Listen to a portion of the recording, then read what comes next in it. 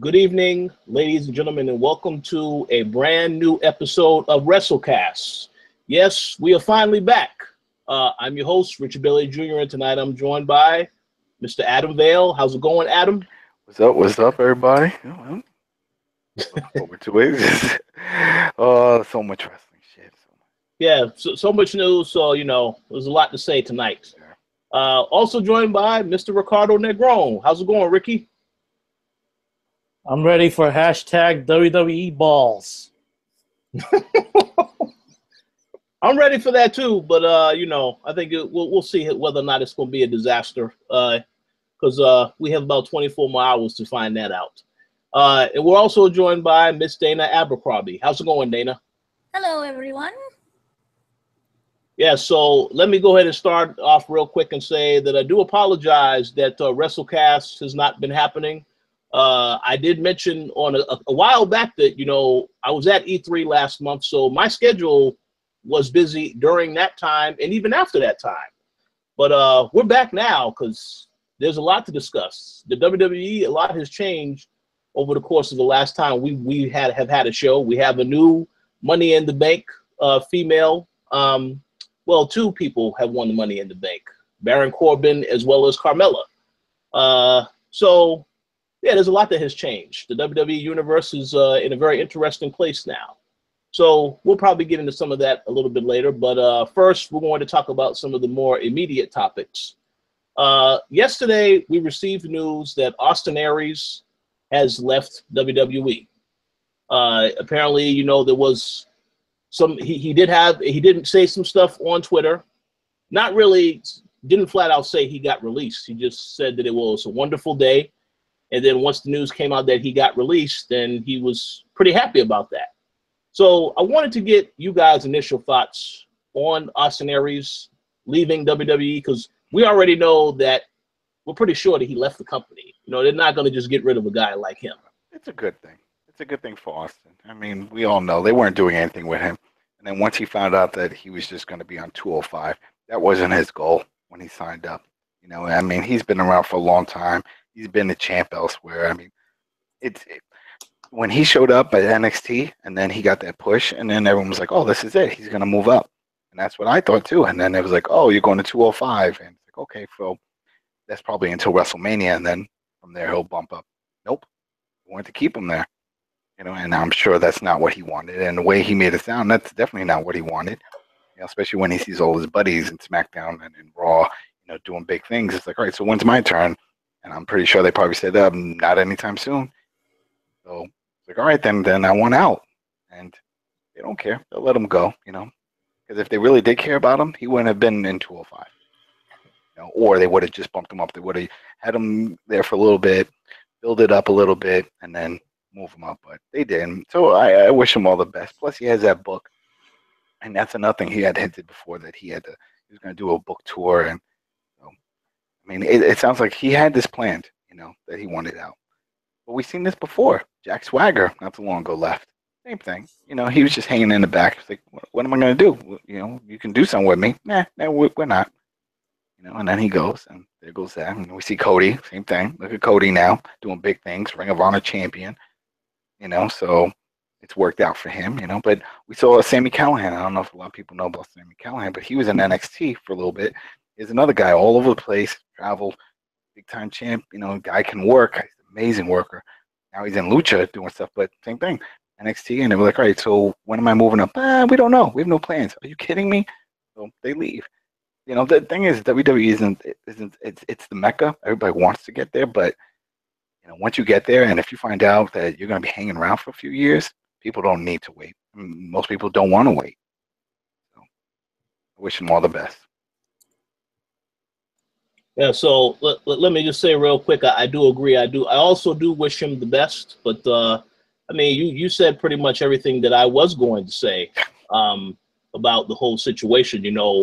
As somebody, I know that last year, Ricky and I had went to WrestleMania, and I believe that the NXT, when they had the little NXT matches at which event was that? Was it Access? Or That's it. That's it. WWE, yeah, Access. Yeah, in the arena. Yeah, the little arena in the corner. Yeah. Yeah. Well, I do recall that because, you know, Austin Aries did have a match at that show. And I recall that there was one individual in the audience in particular was just cheering for Austin Aries. He was over the moon. You know, I was like, well, okay. And then when Finn Balor came out, he's like, yeah, who the hell is this guy? So it's like, you know, there are some people that liked Austin Aries. I definitely liked Austin Aries. I liked his personality, and he's very professional. He was a veteran. So we'll say what? Yeah, he was big in the X division for TNA. I mean, it was him, AJ Styles. I mean, they had some amazing matches.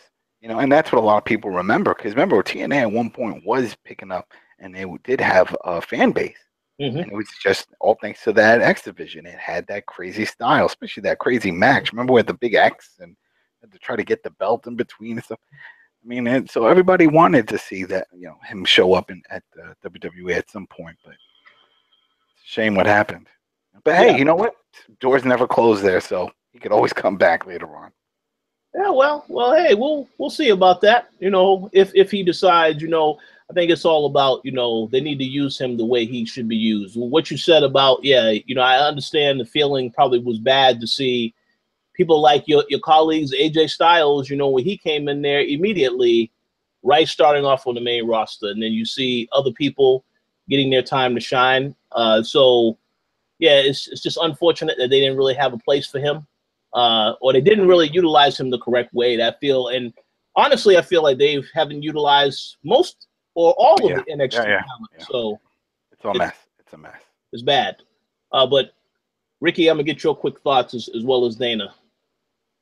Okay. Yeah. So regarding Aries, I remember at the same WrestleMania weekend that we went to last year, I remember seeing Aries make his NXT debut against Baron Corbin, and the thing that stood out to me was the height disparity between those two. It was like you had Corbin, and then and Aries looked like a child next to him.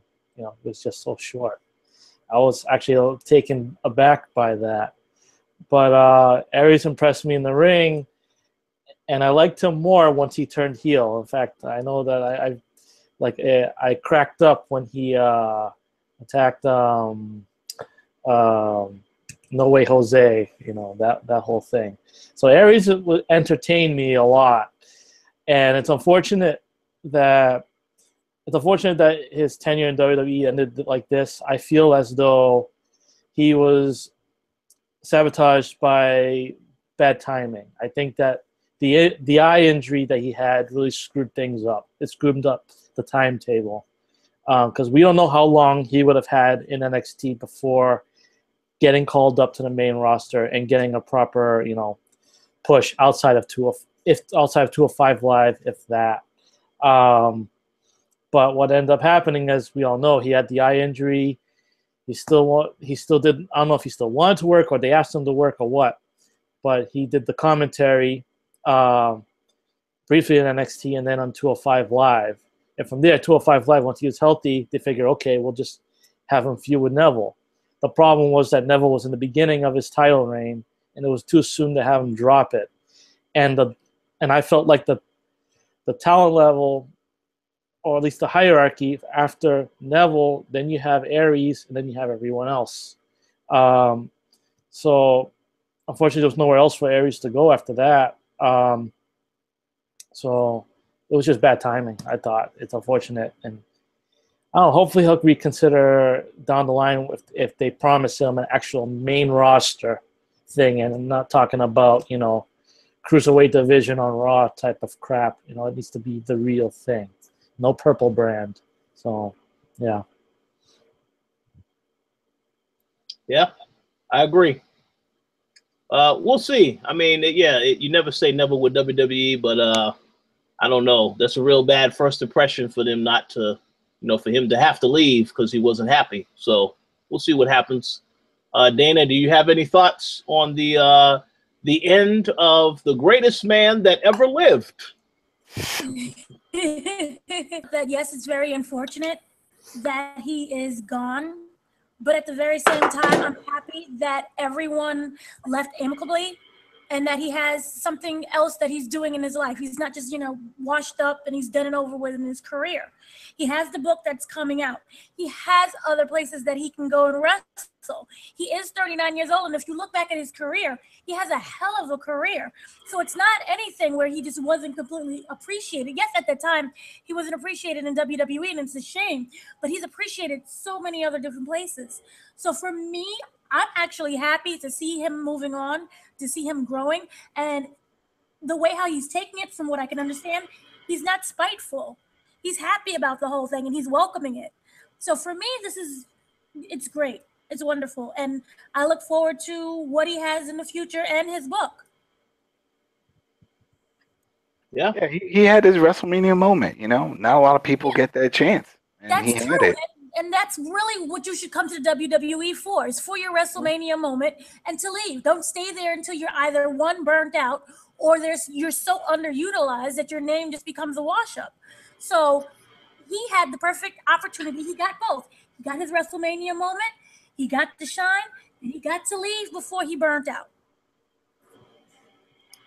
Yeah, but let's go ahead and throw a disclaimer in there. He did get his WrestleMania moment, but it was on the pre-show of WrestleMania. Mm-hmm. Yeah, it was on the pre-show. Yeah. And perhaps if that was on the main show, I don't know. Maybe that would have did something. What would you say, Dana? Yes, it was the pre-show, and yes, that's kind of sucky because many people don't watch the pre-show. But for me and for other people who are enthusiastic and big fans of WrestleMania, they watch the pre-show. Yeah. And at the end of the day, you didn't look forward to that match. I looked forward to it. I thought that was going to be a good match. So you're going to tune in, and it still counts to me. Yeah, absolutely. So, yeah, I mean, you all made great points. Obviously, he does have a lot of things going for himself now. So I hope he is going to actually find happiness in what he does next. And yes, he can go to Japan or to any other company if he wants to. That's fine. But yeah, I as a WWE fan, I expected them to do better by him, but I'm not too happy with how they've been dealing with a lot of people that I thought they were going to do better by so far. So I can't be too surprised about this. But one final question I wanted to ask before we move on to the next topic, though. Now, do you think that there are any other NXT talents that their time with WWE is winding down? One person in particular I want to ask about is, of course, Tommy, because he has not had a good run in WWE, I would say, so far in NXT. So I just wanted to get you guys quick thoughts if you think there's going to be others that are also going to be leaving as a result of this, because I did hear that there are other cuts planned for others that may be leaving in the future. So any thoughts on that? Yeah, I think they can let him go. They can let him go. He's just not, it's not working. I mean, I don't know what it is. And I think it sort of doesn't help the whole thing of, the go to sleep. Okay, yeah, the go to sleep. He created it. We know that. But if they think about it, and if they think about it like on the big scale, if they bring him off of the network, which we know is a different audience, and put him on the main stage, that's just going to trigger flashbacks and bring back more CM Punk chants. And that's not what the WWE want. So it's like at one point I heard that they really didn't want him to do the move at any point, but they knew that a lot of the hardcore fans knew about him and creating that move. So every time he would pick a guy up, they were like, oh, no, they started cheering him. So they were like, all right, we want him to get over. He's coming back from this injury. How can we do this? Well, easy. Just have him do the go to sleep, word will spread, and everybody will tune in to see him do it. Okay? And now he's doing it. But it's just, even when he does his, what's it called? Where he does that kick and it sends the guy flying to the corner. That was another move that he has, but Finn Balor does that.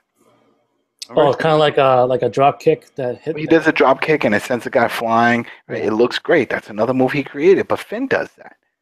That's Finn's setup move. So he can't do that. And then even the stomp, he used to do that too. Now, Finn does that. So it's like he's been taken apart by so many other big stars that now that even though he has all these great moves that he's created and he's implemented in his repertoire, doesn't matter because now it's going to, when he makes it to the main roster, it's going to be like, oh, well, you're just a copycat. Who are you? You're just some Japanese guy. I know nothing, and it's sad. But as you see with Shinsuke, and Shinsuke speaks English, and they're not really giving him much time on the mic. This guy, his English isn't so great. And they're still not really implementing the whole idea of bringing managers back like they used to. Because he would need a manager if he made it to the big roster. He would definitely need a manager. Whatever happened to Paul Heyman having the Paul Heyman guys? Remember, there was supposed to be multiples, not singular. It's just Brock. I thought it was going to be a whole bunch of them. And this would be a great stable, have him there if they bring him up as a heel, which he sort of is right now. Even hell, they could even put Shinsuke in there. I don't know, do something. But because of those reasons, I think he's never going to move up. Look at Asuka. Asuka, the only reason why she's champ for this long is because they just don't know what to do with her. They don't know how to introduce her to the main roster. Yeah. So. Well, let me just make a quick comment. You asked what happened to that Paul Heyman guy's promo, the whole thing that they had. That has now gone to Titus O'Neil, the Titus brand, where every person on his team loses every single match. So that's what happened with that. That's so.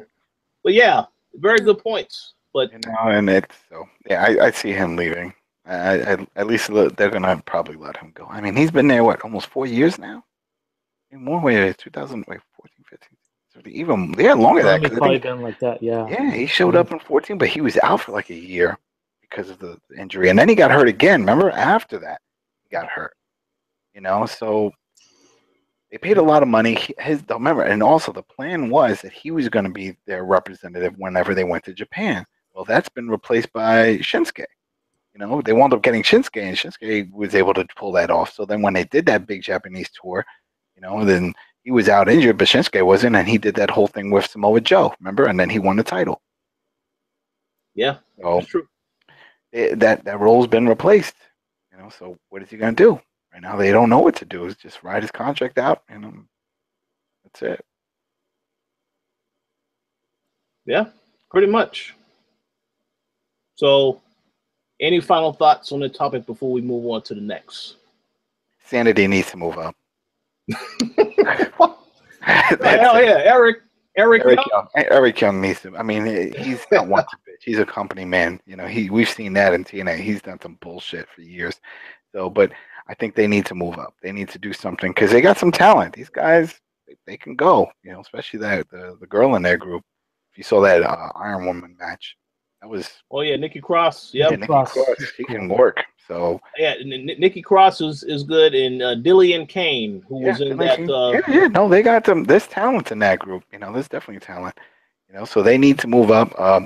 The star of I don't care what anybody says, NXT star. It's Aleister Black.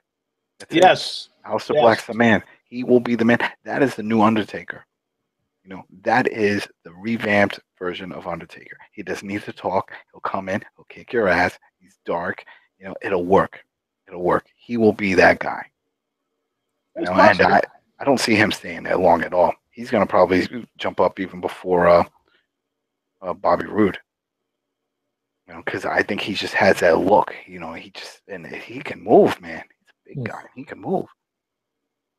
Yeah, they could definitely take that approach because Roode, I believe that Roode will be facing our boy who made a return at the last NXT event. I believe he will be facing him at not SummerSlam, maybe WrestleMania weekend. Can't think of the name right now. Hey, who? Drew McIntyre. Oh yeah, Drew. Yeah, and that's the thing. It's like that guy Aleister. He doesn't talk. He doesn't talk. They don't even bother having him talk. So there goes. So it makes sense. Drew will win. Bobby Roode maybe will go up. But I definitely see Aleister, man. Aleister. Once he came down, his first match, I was like, this is it. This is instant money. If I was a promoter, I'd be like, he's my top guy right now. That's it. This is gonna work. He just has that presence, and that's all he needs. He knows how to work, and he has a presence. So. Well, we'll see. I agree. I definitely want to see him. Did you see? No one saw that, but I think I sent you the video that he came out of a coffin. Did you see that? His entrance. It was at the last takeover event. Yeah, the last takeover, I did see that entrance. A lot of people didn't see. No, but that's the thing. A lot of people were like, what do you mean? I was telling people, like, yeah, I saw him. He came out of some smoke. No, it was and I had to find do a search online, and it was a fan video of somebody in an arena, and you see it's like it rised up. Yeah. You know, and then he just like walked out of a coffin. I'm like, there you go. That is it. You know, it's like perfect. Finn Balor had an entrance similar to that at Wrestle Kingdom a few years back. I think that was his final Wrestle Kingdom. It's Prince Devitt. The casket came up, it opened up, and he came out. He had like the full body paint and everything. It was awesome. It was badass. Yeah, I'm like, there you go. And I mean, once I saw that, and I was like, because at first when I watched, I'm like, I couldn't tell because of the smoke and the lighting. I'm like, did he come out or was just standing there? And then I found out, I was like, this is it. They know what they're gonna do with him. They know instantly what they're gonna do. You don't go and spend time getting a prop like that. You know, unless you think, all right, let's try this out. Let's see if it works. Yep, it worked. It looked great. This is it. That's him. Yeah. And, I think. And what's his name is back? NXT. The announcer. Morrow. Oh yeah, Morrow is back. Morrow's back. You know, and that's great. You know that they had to do that. How are you going to put a whole They created that whole program for the anti-bullying. People think, oh well, they're supporters of it. That was their initiative. They did that, and then you have people quitting because of bullying. Come on now, you can't do that. And everybody knew. Everybody knew. Oh, they knew. They knew. You know what I mean? The word got out already. So I mean, the fact that they made good on that and they put him in NXT because he's a valuable asset. The guy can talk. You know, he Absolutely. can talk, and they need someone like him. And to lose him because of fucking JBL. Come on now, you know. So they needed to put a lawsuit. Yeah, that would have been another issue there too, if he decides to open up a lawsuit. Only reason, not because they care, but because you think so? You think he was going to sue? I absolutely believe so. I think it's all about like an image thing, and the bullying culture has been around for so many years. Like all of a sudden now you want to be concerned? No, not getting a lawsuit. I mean, if that's the case, I guess Jim Ross could have sued then when they fired him after he had his Bell's palsy attack. Remember that whole thing? And then they believe pulled that him. They probably settled something.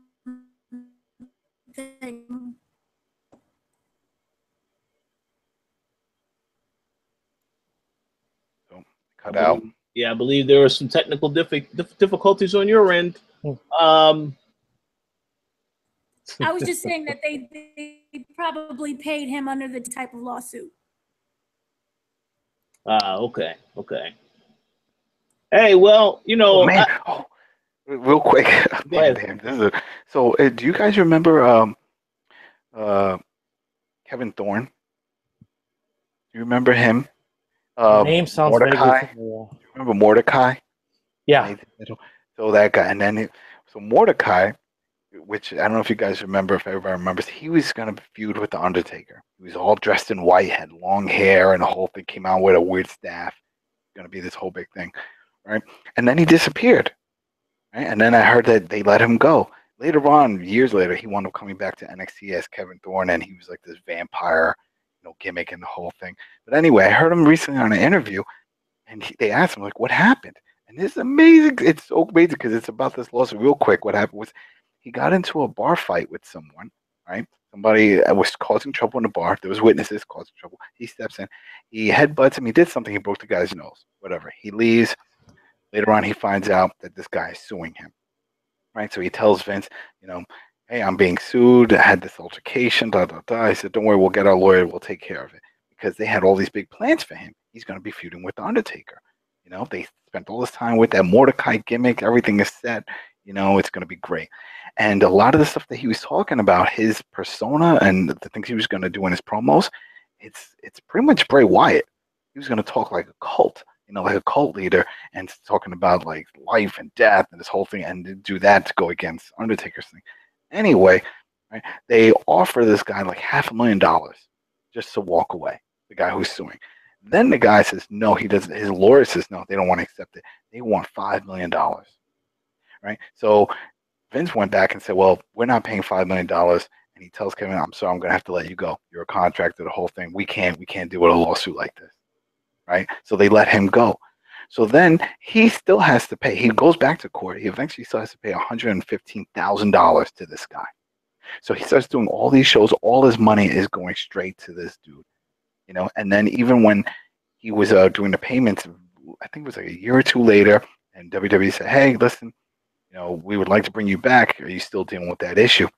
He said, yeah, I'm still dealing with it, you know, but it's out of court though. We've settled, you know, so I'm just doing payments. Like, all right. So they brought him back for the NXT, but I mean, for the ECW when they had that thing, and he said that all the money that he made from that all went to that guy.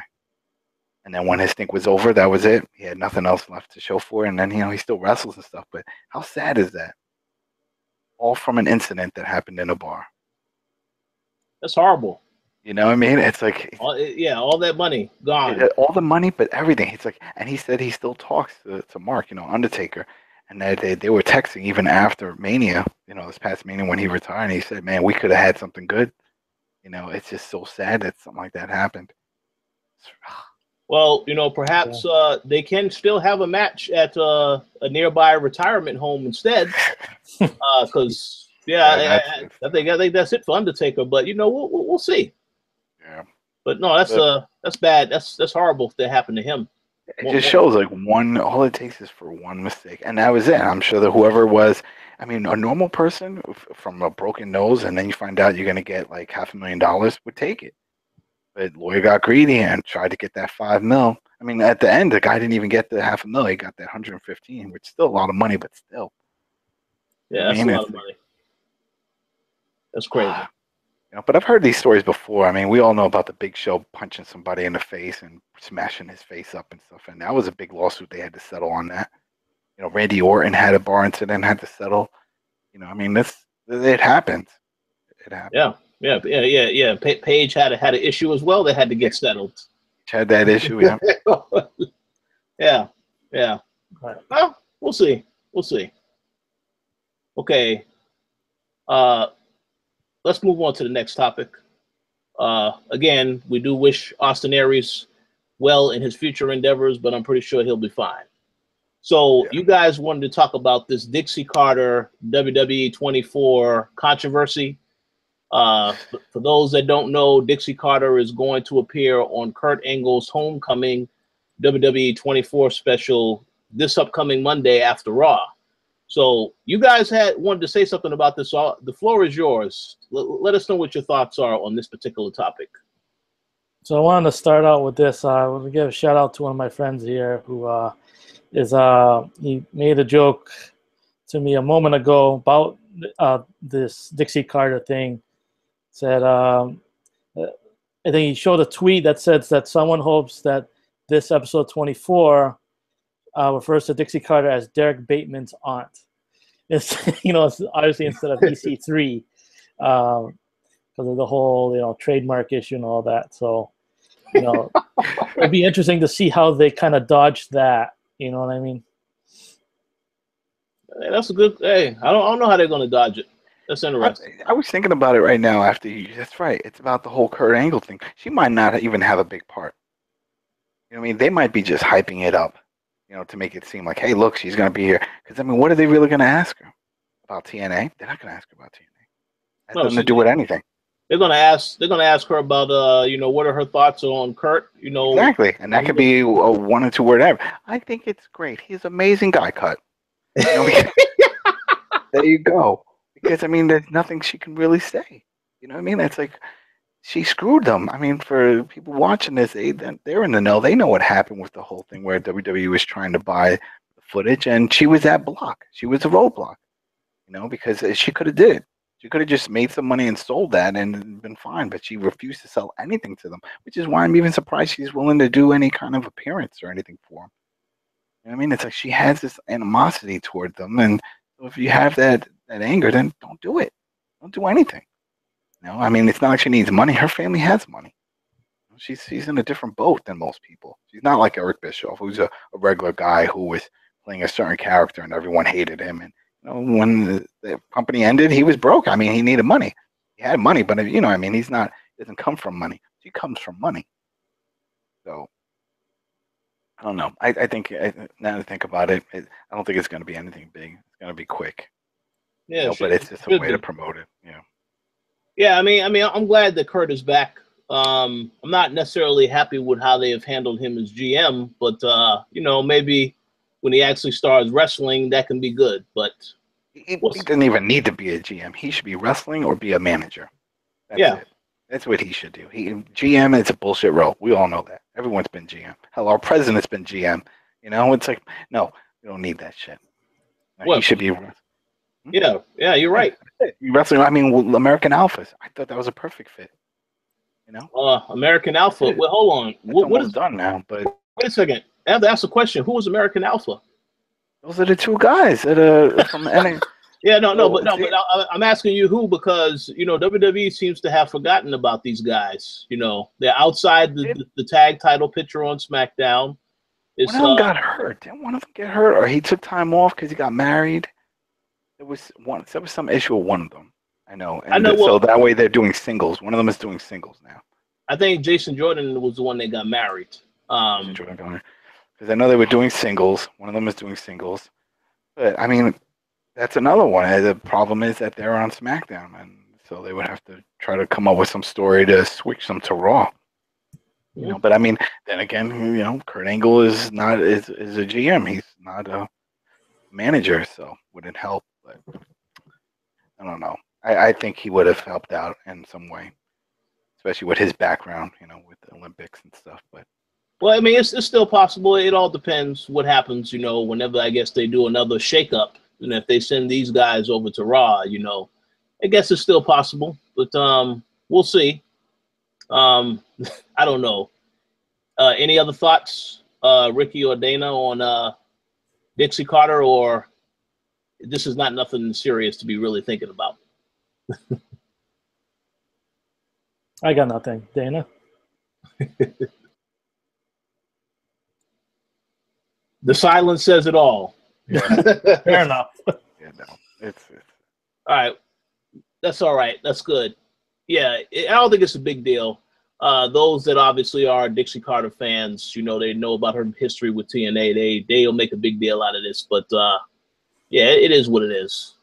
But I will see that. I am looking forward to the special. You know, I don't know how good it's going to be, but they've done pretty good with the last couple ones, so it should be still a decent thing to watch. We'll see. So let's move on to the next topic, because again, this is a recent development. This actually happened Friday night, I believe. There was a house show at Madison Square Garden, and of course, at that house show, we had AJ Styles take on Kevin Owens for the United States title. So I guess that WWE decided they wanted to spice things up, because I believe this is the first time that AJ Styles actually appeared in Madison Square Garden under WWE. Or was it? He's wrestled before. In fact, they did a special where they showed him at Madison Square Garden, saying, "Man, I can't believe I'm finally here." It was for Shinsuke and a few other guys, and Samoa Joe. That's what it was. Yeah. Okay. So I take that back. Yes. Correction. But pretty much AJ Styles won the United States title. And I just want to say, before you guys share your thoughts, you know, I've said on other episodes before all of this, that, you know, I think AJ Styles is worthy of a much more deserving title. The U.S. title, I know he's going to obviously do whatever is best for the company, and if they want him in that role as U.S. champion, that's fine. I think he should be going after the world title, in my opinion.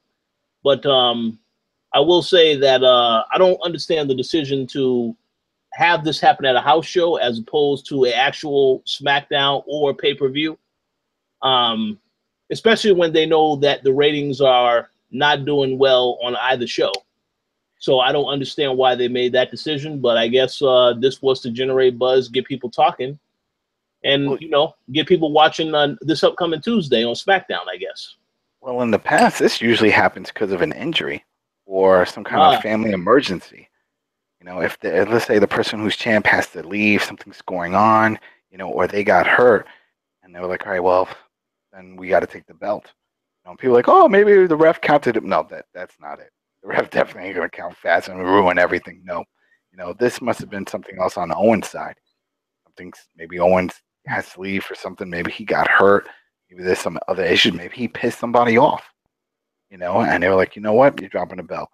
Because I've seen cases before like this where they'll take it off and then the person's down and like, oh, there was a death in the family or something, and he needed time off. Or there was one with Randy Orton and it was like he failed the drug test. He had failed the wellness, and they knew he was going to be leaving, because that's the suspension. So I think there's something else to it.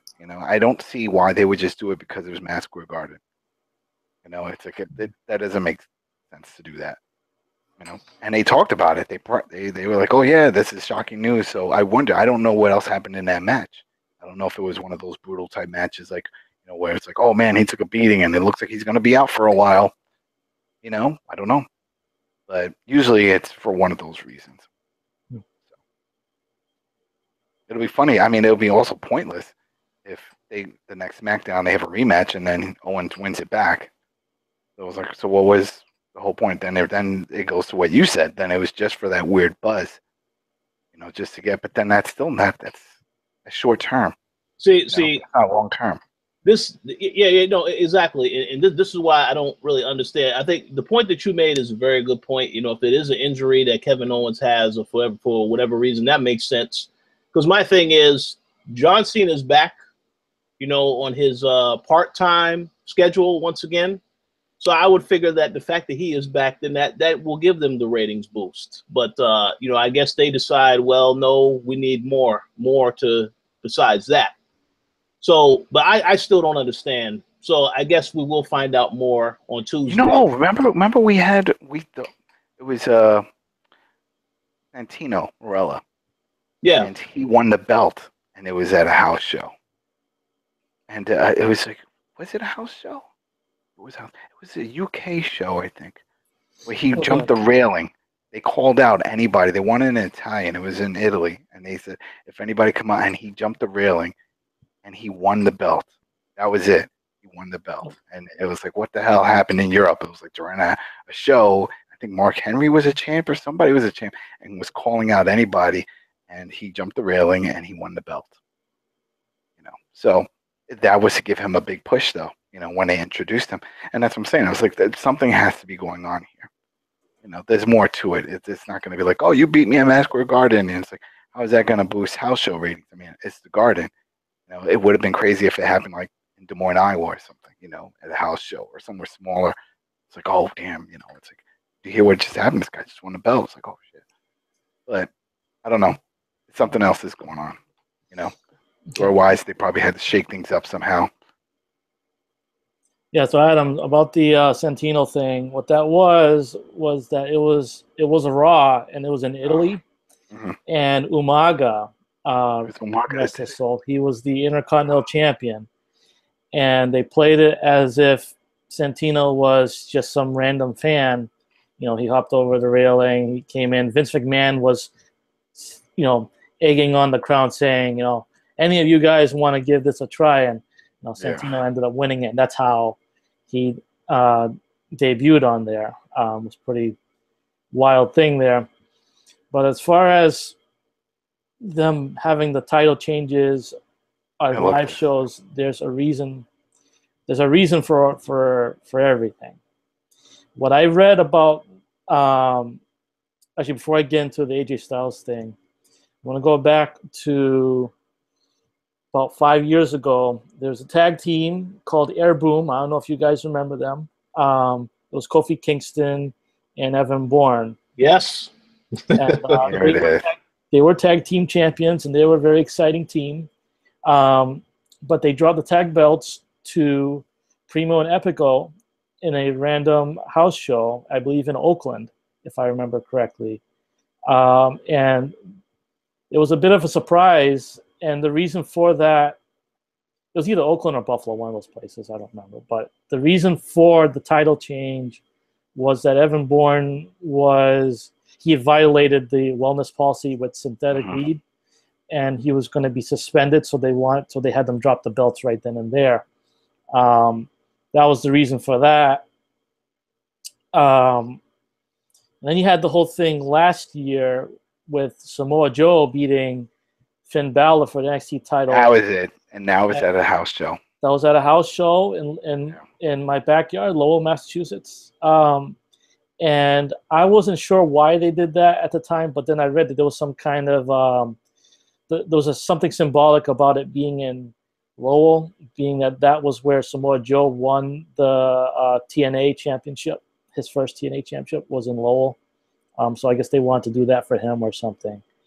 For this year, for AJ Styles winning it, from what I have heard, it's that the Madison Square Garden show did not sell out, and then that was a cause of concern. So by doing this title change, it's kind of to convey the whole anything is possible mantra to going to the live show. I mean, I don't know who they're fooling because it's Madison Square Garden. It's a special venue. It's kind of where WWE really got its foundation. And what I also read is that because like the owner of Madison Square Garden, James Dolan, was it a Cablevision or something that he owned? It's Viacom. Viacom. Yeah. Viacom. And they have the rights. Went up, though. They were expensive. I remember going to those house shows, and the prices went up when they did the redesign. They have the broadcasting rights for the Knicks and for the Rangers, and WWE hasn't had a Raw in Madison Square Garden for like 7 years now because it's so expensive to do it. So instead, they just have house shows.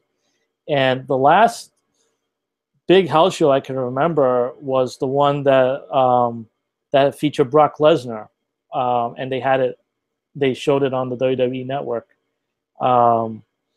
So they still want to have this whole Madison Square Garden be a big deal thing by doing that. I don't know if it'll work, but that's what I think the reason for it is. I just posted a link. There was a whole bunch of them. There's a whole list of matches that the titles have changed hands at house shows. It was like Christian defeated Booker T, right, at a WWE house show for the Intercontinental Champion. This was in 2003, and this was in Des Moines, Iowa. There you go. See, that's what I was talking about. I was like, yeah, they've done it. Does it mention Jack Swagger beating Santino Marella for the U.S. title, but then them reversing the decision or something like that? Because I think apparently that had happened. Defeated Lance Storm. Holy shit, I didn't even know about that. And that was in WCW.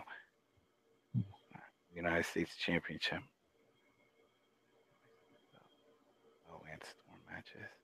Yeah, I can't really count when they say, ECW events that house show. Because almost all their shows were house shows. You know what I mean? It's like, yeah, they did. They just had pay-per-view events, but everything else was just a regular, TV show. They didn't really have a Raw or SmackDown and then house shows.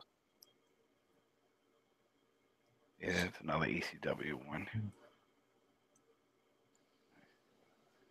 Yeah. So, Dana, you have any thoughts?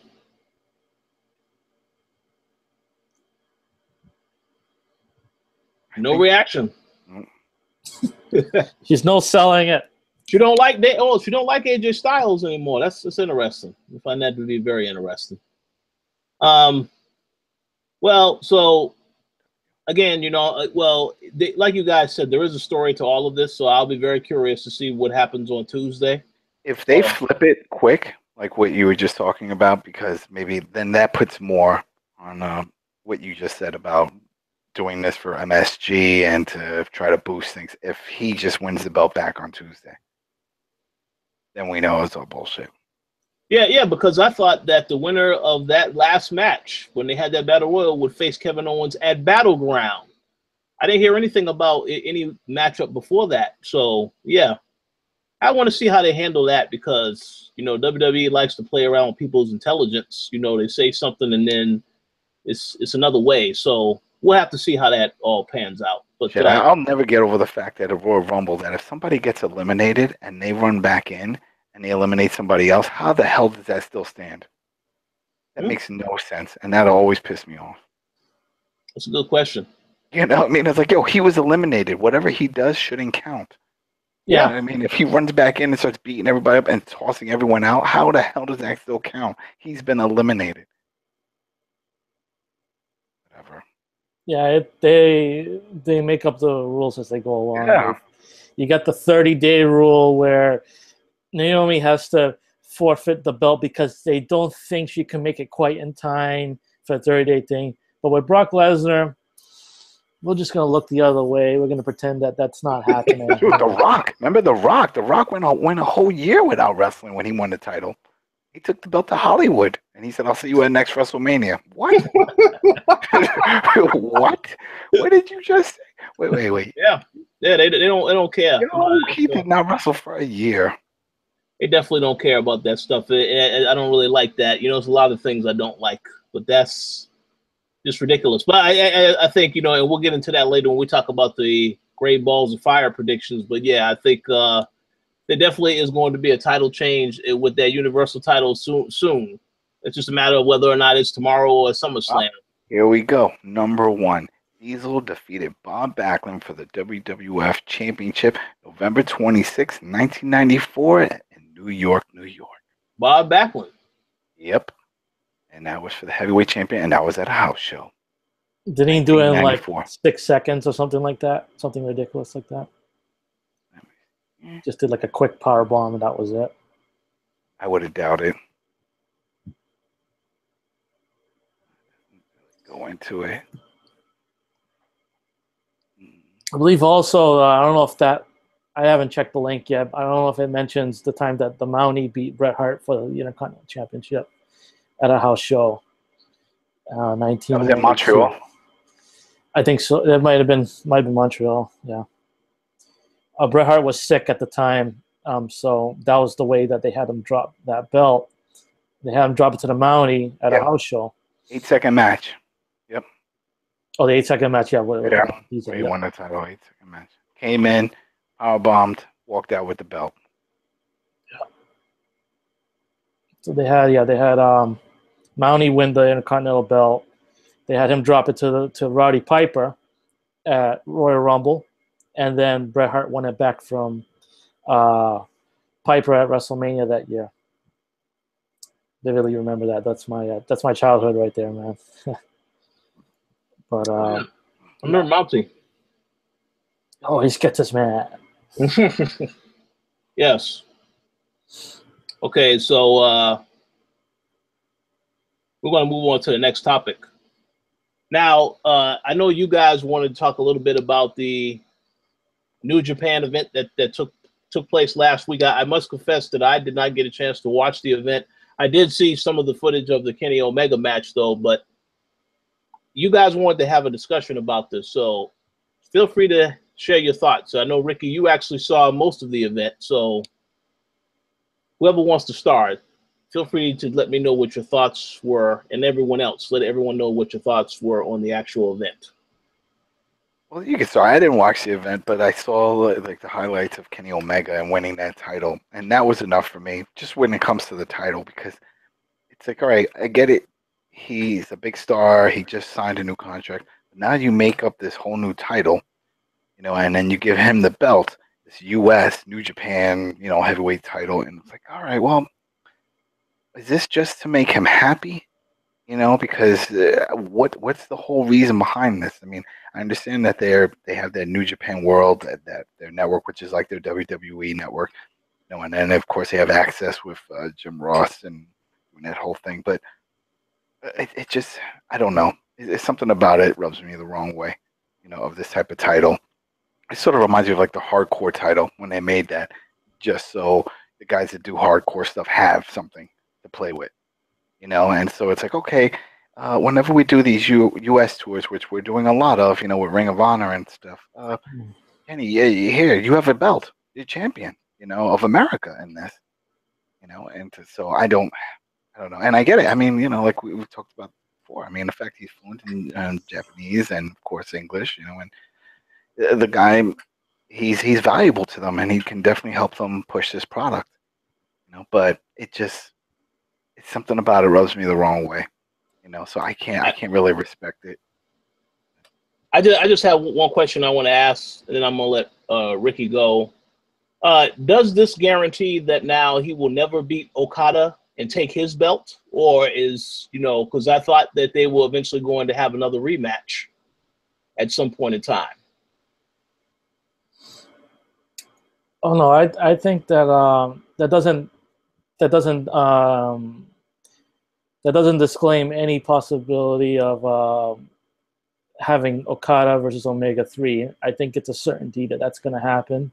Whether it happens at the next Wrestle Kingdom or not, that will actually it's not going to happen at the next Wrestle Kingdom, because the next match is going to be at the G1 Climax tournament, but it's not going to be for the belt. It's just going to be for that tournament. No, I think Omega's still definitely in the picture as far as IWGP Heavyweight Champion, but not for this year. So I think that giving him, he has the honor of being the first ever U.S. champion. It's a great looking belt, by the way. He has the honor of being the first champion, so I think that's a big rub for him.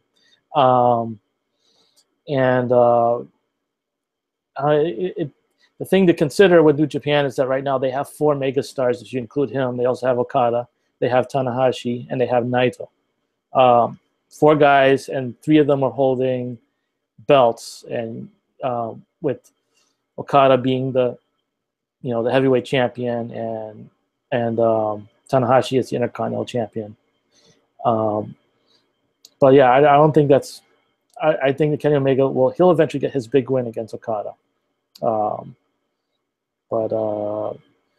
Yeah, as far as the G1, not the G1 special in the US, I watched both shows. It was a ton of fun. I enjoy the wrestling on New Japan a lot more than WWE. Just a lot more hard hitting and quicker style. It was fun, and it was interesting to see like Billy Gunn at age 53 still going at it. Yeah, it was a great show, and I thought it was awesome to see all the American fans really embrace it. Because I just think to WWE with Shinsuke Nakamura, I think that while you have a lot of the smarks, as we'd call them, familiar with his work, I think that most of the fans, he's over just because they like to sing along with his entrance. And then once the match starts, I don't know how much people actually tune in. They just want to continue chanting and put themselves over. That's a rant for another time.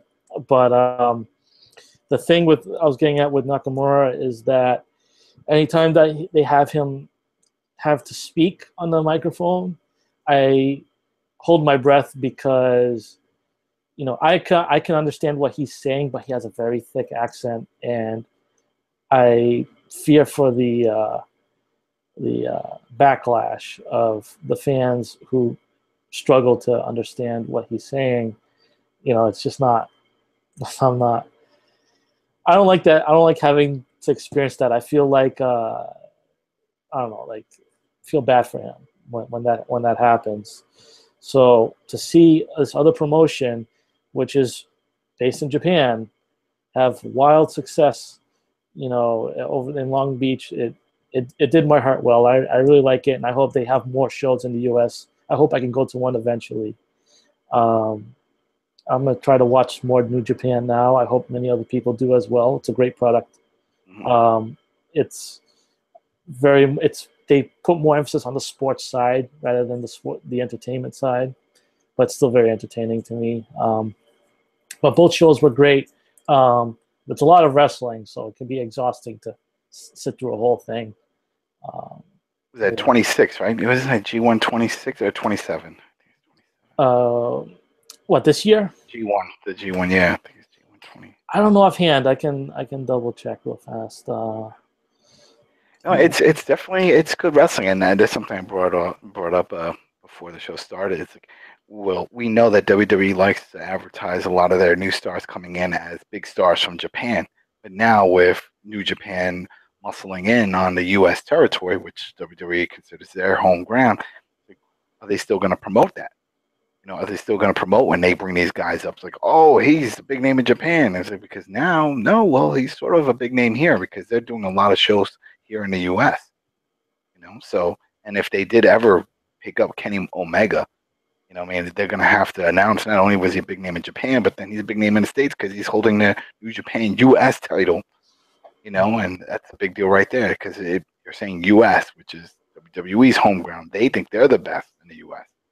Yeah. So it's going to be interesting to see how that goes. Yeah. But, yeah, no, I love watching New Japan, you know, especially it's a hard-hitting style. It looks devastating. You know, you see some of the headbutts and some of the bumps these guys are taking. You're like, yeah, you're not going to last long. You know, and sure enough, a lot of them get seriously injured.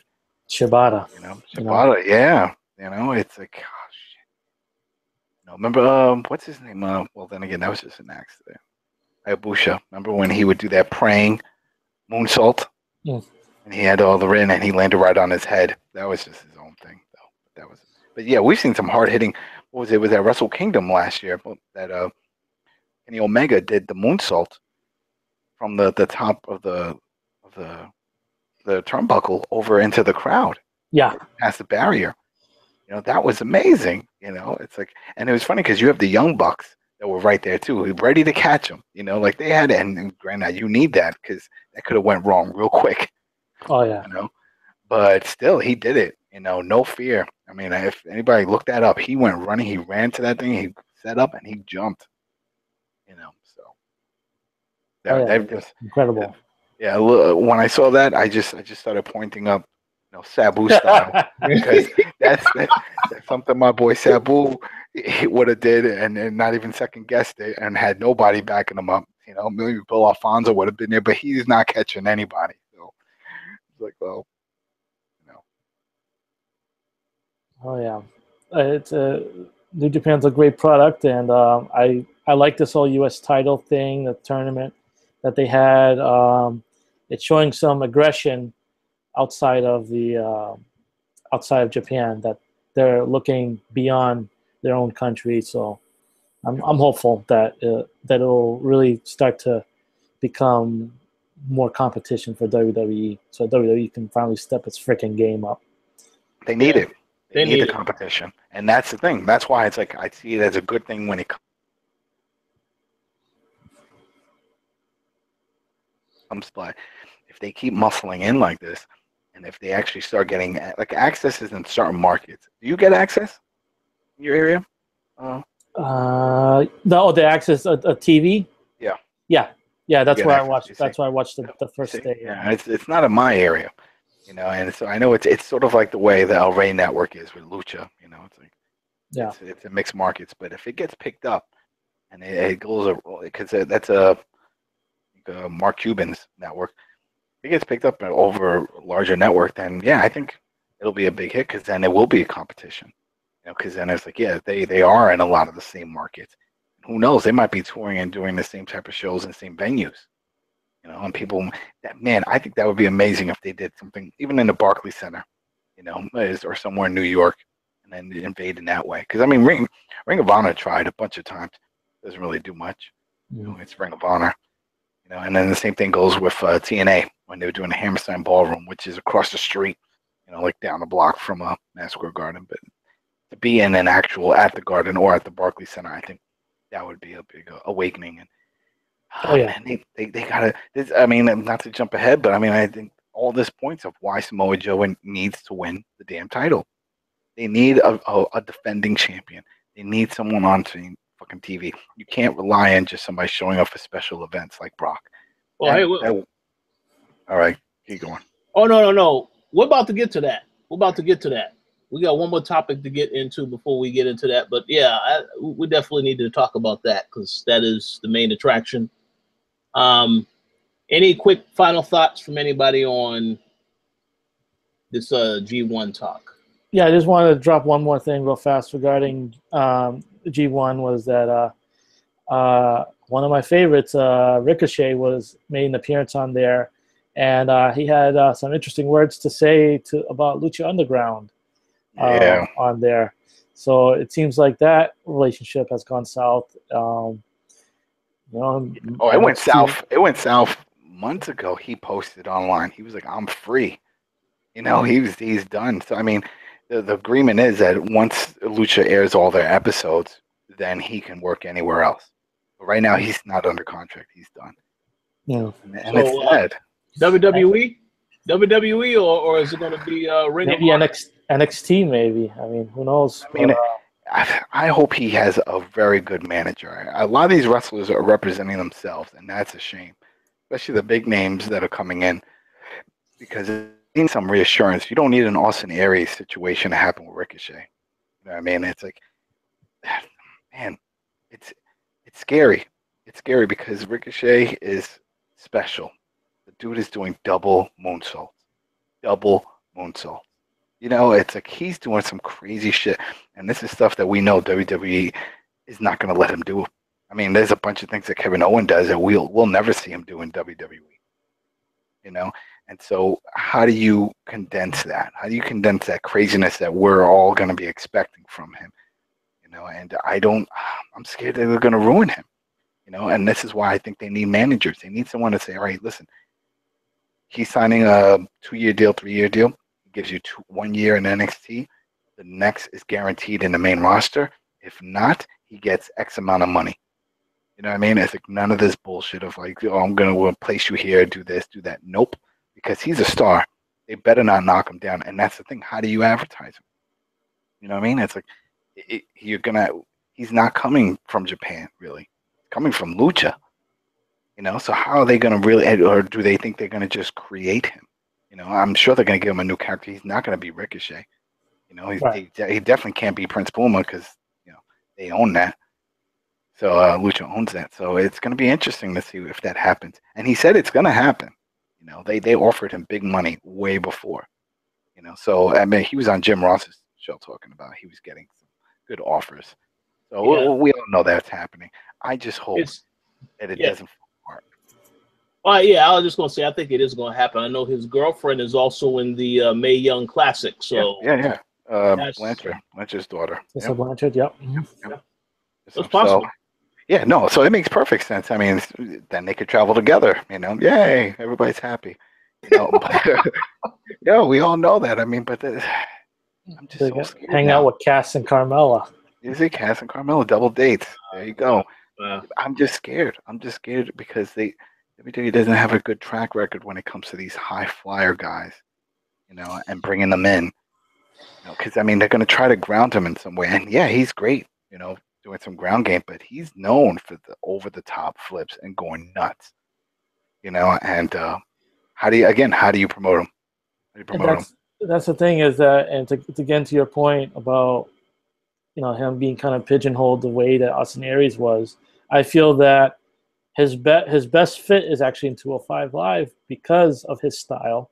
Mm-hmm. I feel that right now Neville, to steal his saying, Neville's on his own level, and Ricochet would be someone who's on his level and would be a legitimate guy to take the belt.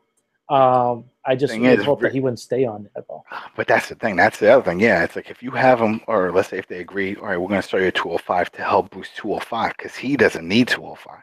Right. And the money that they're giving him is going to be way more than what they were paying Austin. So they have to push him up there. They have to push him to the top. He has to be a main roster guy for the money that they're going to be paying him. And so I definitely see him spending some time in NXT, but then I could easily see him in. I mean, Sam, his style and his build. That's the thing. It's not like he's like a little guy. He's a beefy dude. Jacked, yeah. He's jacked. I could easily see him against Brock or anybody and kicking their ass. You know what I mean? I can see it. The thing is like, will WWE see that? Or do they just want him because he's that, new hot indie guy? I'll say this. If Triple H is the one that is in control of the character and working with him to do the character, then he will thrive. But if Vince is the one that is in charge of that, then no, he will not thrive. I have to say that. I have to say that now because we have a lot of examples of the characters that were great in NXT, and they came to the main roster, and it's just that it's just horrible. And then the other question is, are they going to put a mask on him? You know, he wrestles without a mask. He's always wrestled without a mask besides the Lucha as Prince Puma. Are they going to put a mask? Because he offers something else that they lack and something that they love to have, which is a Latin star. You know, so he's Spanish. They could easily push that in some way. You know, I could see him doing it. Spanish? He is? Yeah, he is. I thought he was black.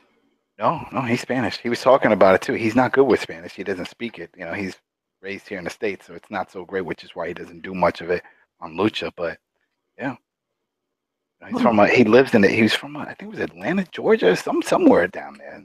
He was talking about it with it. Atlanta, Georgia. I think it's Georgia. I don't know. I don't mix. Yeah, I'm not sure. Thumbs down. Thumbs down. I remember he's from somewhere. I remember he's from somewhere in the United States, and he didn't have the accent. And the guy was asking, like, "Wow, I'm surprised. I thought you would have an accent like this." But well, there you go. That's right, New England. That's right, New England. Yeah, no, I mean, so they could definitely promote that. Definitely promote that. That's my shout out to Atlanta. Yeah, I agree with that. I agree with that. So he offers them other elements. And the fact that he's not little. You know, he's not a little guy. So he's not like, Kalisto or stuff. Because be like, oh, well, they got, yeah, those are little guys. You know, this is a big boy. He can do it. He can hang with them.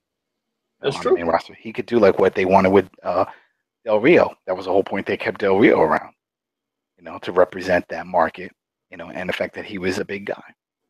And I'm sure that's what they're going to push with No Way Jose. I mean, I think it's a silly gimmick, but it works. The guy can do it.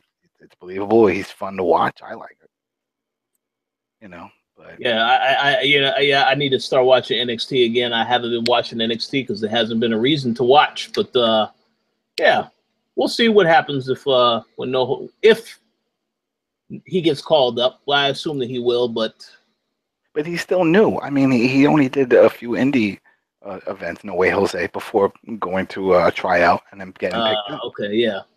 I mean, shoot, man, if there's one guy that they should really pick up, it's Cobb, which is Matanza from Jeff Cobb, which is Matanza Cueto over in Lucha Underground, but he's Jeff Cobb over at PWG. Look up this dude. This guy is from Samoan Islands. He went for the Olympics. Samoan Islands. Yeah, he's a big dude, and he does like moonsaults. He does standing moonsaults. He does all these crazy power bombs and slams. He has these crazy T-shirts, like Stranger Things, but he has one with that font that says Suplex Things. Yeah. And it's like he has another one that says Samoan Strong Style. He is an amazing guy. This guy can move. Well, it's sad because he said he went to I heard an interview. He's talking about it because they were like, "Damn, you belong there." He's like, "Oh, I did a tryout. I went there. There was 8 guys that tried out. 6 guys got accepted, except him and one other guy, and the other guy was injured. And he was like, "What the hell happened?" Don't know. They didn't want him. Simple. You know what he needs to do? When he goes back to WWE, all he has to do is tell them, "Hey, I'm related to The Rock." Wait, right. Well, that's it. Yeah, like all Samoans are related to The Rock. Yeah. I mean, man, they've never had a Samoan like him. If they ever did sign him, if you guys watch, or just type in Jeff Cobb on YouTube, and you'll see, freaking amazing. He has highlight videos up the wazoo, and it's like, when he's in Lucha, no one really knows because he's under a mask. And he's in Matanza. He's a monster, But if you see the guy move, you're like, damn, whoever's under that mask, he can work. This guy can wrestle.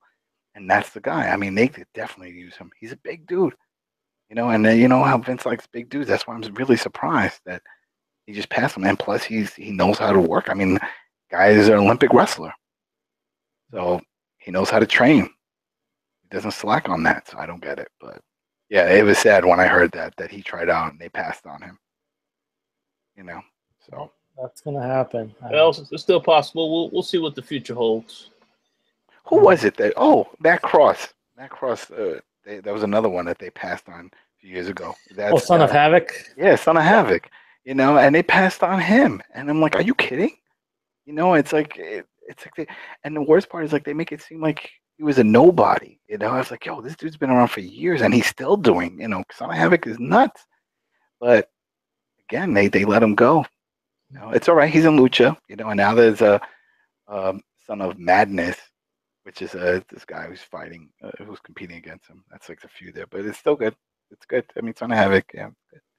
Yeah, you see, not everybody gets picked up, and then it all comes down to who's picking these people. You know, who's screening them. We don't know what they're looking for. You know, I mean, well, Awesome Kong said she did an interview.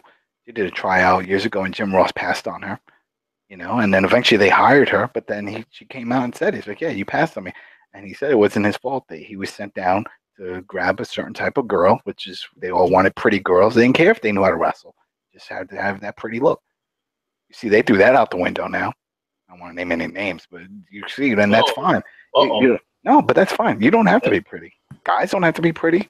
You know, why do the girls have to be pretty? I mean, if you know how to wrestle, wrestle. That's what we're there to watch. Absolutely. Yeah. You know, it's not a fashion show. I don't want to see So I just want to follow up real fast on Ricochet. His name is Trevor Mann, and he was born in Kentucky. There you go. And I can't find anything that mentions him being Latino, and that his gimmick as Prince Puma was like a fake gimmick. So I don't know. What about his mom? It's his mom. I mean, I can see it in him. I just haven't had any, like, I haven't seen any confirmation, whatever. But that's cool. Well, I'll look into it later or something. But yeah. No, I would love to have him. I was going to say real fast that if he was brought into WWE, I'd want him to win the Cruiserweight title immediately. And then I would want him to actually challenge main roster guys outside of the Cruiserweight division, you know, to kind of carry the prestige of the belt and also to put him into the discussion, you know, for like Money in the Bank and all that stuff, you know, because I agree with Adam. Ricochet is a star. He needs to be put on that platform and fast. But we'll see where that goes if it comes to it. But yeah, we'll probably check on Dana and make sure that she's okay. Yeah, Dana, are you still there? It's funny. I type in Prince Puma and I see all these. I've already made my decision. It's already been confirmed. I already know where I'm going once this is done. Yeah. So it's like, all right. WWE. Yeah. Triple H. Just again, I hope that Triple H is the one that's helping him, as opposed to Vince trying to represent someone who we already know he does not research most of these people. I know he ain't researched this character, so we'll see. So we're going to move on to the next topic, and then, of course, we need to talk about the main topic. But before we get to that, Glow, I believe that the majority of us have seen the show, so just wanted to get some initial thoughts, reactions to the show that is currently on Netflix. So, Adam, how about you start? I know you've seen all episodes as well, so what are your thoughts on the show? It's great. It's great. I'm glad they put something together like this. You know, and this is something WWE should be doing on their network, you know, making these type of shows, but they're not doing that. But it was great. I enjoyed it. You know, I like the fact that they introduced a lot of people to something that was real. You know, Glow was a real promotion, female promotion that was just put together just to, you know, help advertise and promote a hotel. But it was fun. You know, it's like, you know, a lot of colorful characters, and you know, they would come out and most of them didn't know how to wrestle, but eventually they started wrestling. You know, was it Carlos Guerrero? One of the Guerreros. He trained a lot of the female wrestlers for Glow, and then in this one, Chavo Guerrero showed up and he trained these actors. So those actors were taking their real bumps.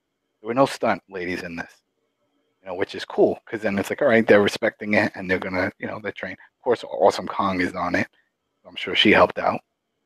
You know, but it's fun to watch. You know, it's the same people that did Orange is the New Black, which is a big hit on Netflix. You know, and so it still had that vibe. I noticed some similarities, and I'm like, oh, let me look this up just to see about it. And then once I saw it was like the same producers and stuff, I'm like, oh, it makes sense. You know, so I enjoyed it. You know, and it got renewed. So I think a lot of other people enjoyed it. And then it's great. You see all these cameos. Johnny Mundo was there, and Brutus Clay, and Carlito, and It was cool. Joey Ryan, Alex Oh, Riley. Joey Ryan. Oh. Yeah, he was. So it's cool. It was fun to watch, and then I enjoyed it. I binged it. I loved it. So I'm glad we get to see something like that. I agree 100%. I also had to binge through it, and yeah, I enjoyed it. I will say that it starts out a little bit slow with some of the characters. You grow to dislike Allison Bree's character to some extent, but eventually that works itself out. Mark Maron did an excellent job as the promoter. Very much channeling a Vince McMahon type of persona, or well, I would just say he acted a lot like an asshole, and it works. But honestly, I thought the show was fantastic. The storylines of the different characters, how they connected some of the storylines, and then the fact that you also had real life wrestlers in there as well, made it very, very good, very entertaining. So definitely glad to hear that it got renewed. I would tell anybody who, if they haven't checked out the show yet and they're thinking about it, definitely check it out. It is worth checking out. And yeah, great job all around. All right, well, guys, I have a family thing that I have to take care of, and that's one of the things I was saying. So I will have to say goodbye for today. But yeah, it's just we started a little late, and I had this thing with my wife that I had to take care of. Okay. But yeah, no, it's cool, and hopefully we'll be able to talk about what happens from the aftermath, of Great Balls of Fire with Samoa Joe as champion, because that's my prediction. That's the only thing. That's my prediction. That's the only thing I give a shit about that whole thing. Okay, all right. Well, hey, that's what he said, so I remember that. That's it. That's the atom bomb right there. That's it. Samoa Joe wins. Kurt Angle interferes. Then that leads a feud with Brock and Kurt Angle, and they'll hype that up because Kurt Angle's going to be the special character for the new WWE 2K18 game. They'll all hype it and tie it all in together, and there you go. He'll be doing that, and then Joe can have the belt for a while and do some other things, because then they'll give Brock something else to do, and because he doesn't need the damn belt. A guy that's over doesn't need a belt. That's what they always say. If you're over, you don't need the belt. The belt is supposed to help get someone over. You know what I mean? And Joe needs to get over as the next big heel. There you go. Just like they did it with Seth Rollins. All right. With that, I'm out. Have fun, everybody. Leaders. All right. Have a good night. All right, sir. I believe that Dana's had some technical difficulties. So, Dana, you could chime in when you get a chance. So now that it is you and I, Ricky, we're gonna make the rest of this relatively quick now, because there isn't that much else to talk about other than Great Balls of Fire. Glow is a show. I'm sorry to interrupt. I was gonna say Glow is a show that I haven't seen yet, but it's good to hear you guys talk about it. I definitely plan on catching it now. So. Yeah, you got to see it. You got to see it. I mean, again, it starts out a little rough, but it's a good show. It gets better. And Allison Brie is one of my favorite actresses, so I mean, I'm gonna be interested to see how I feel about her character, given what you guys have said. So we'll see how it goes. Oh yeah. I don't want to give any spoilers, but that character is very hard to like that character. That's all I'm gonna say. But it does get a little bit better. It gets a little bit better. So, but it's good. Definitely worth checking out.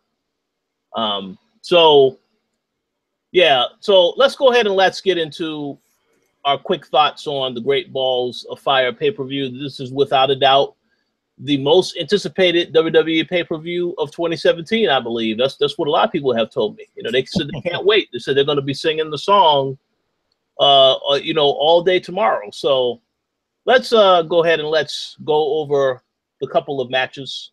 We don't really need to say too much for every match, because some of these matches don't really require a lot to really say. Right. But first up, we have the Cruiserweight division match. We have Neville defending his title against Akira Tozawa, who is now a part of Titus O'Neil's Titus brand. So who do you have in that match? Who do you think is going to win? The king of the Cruiserweights. That's my pick there.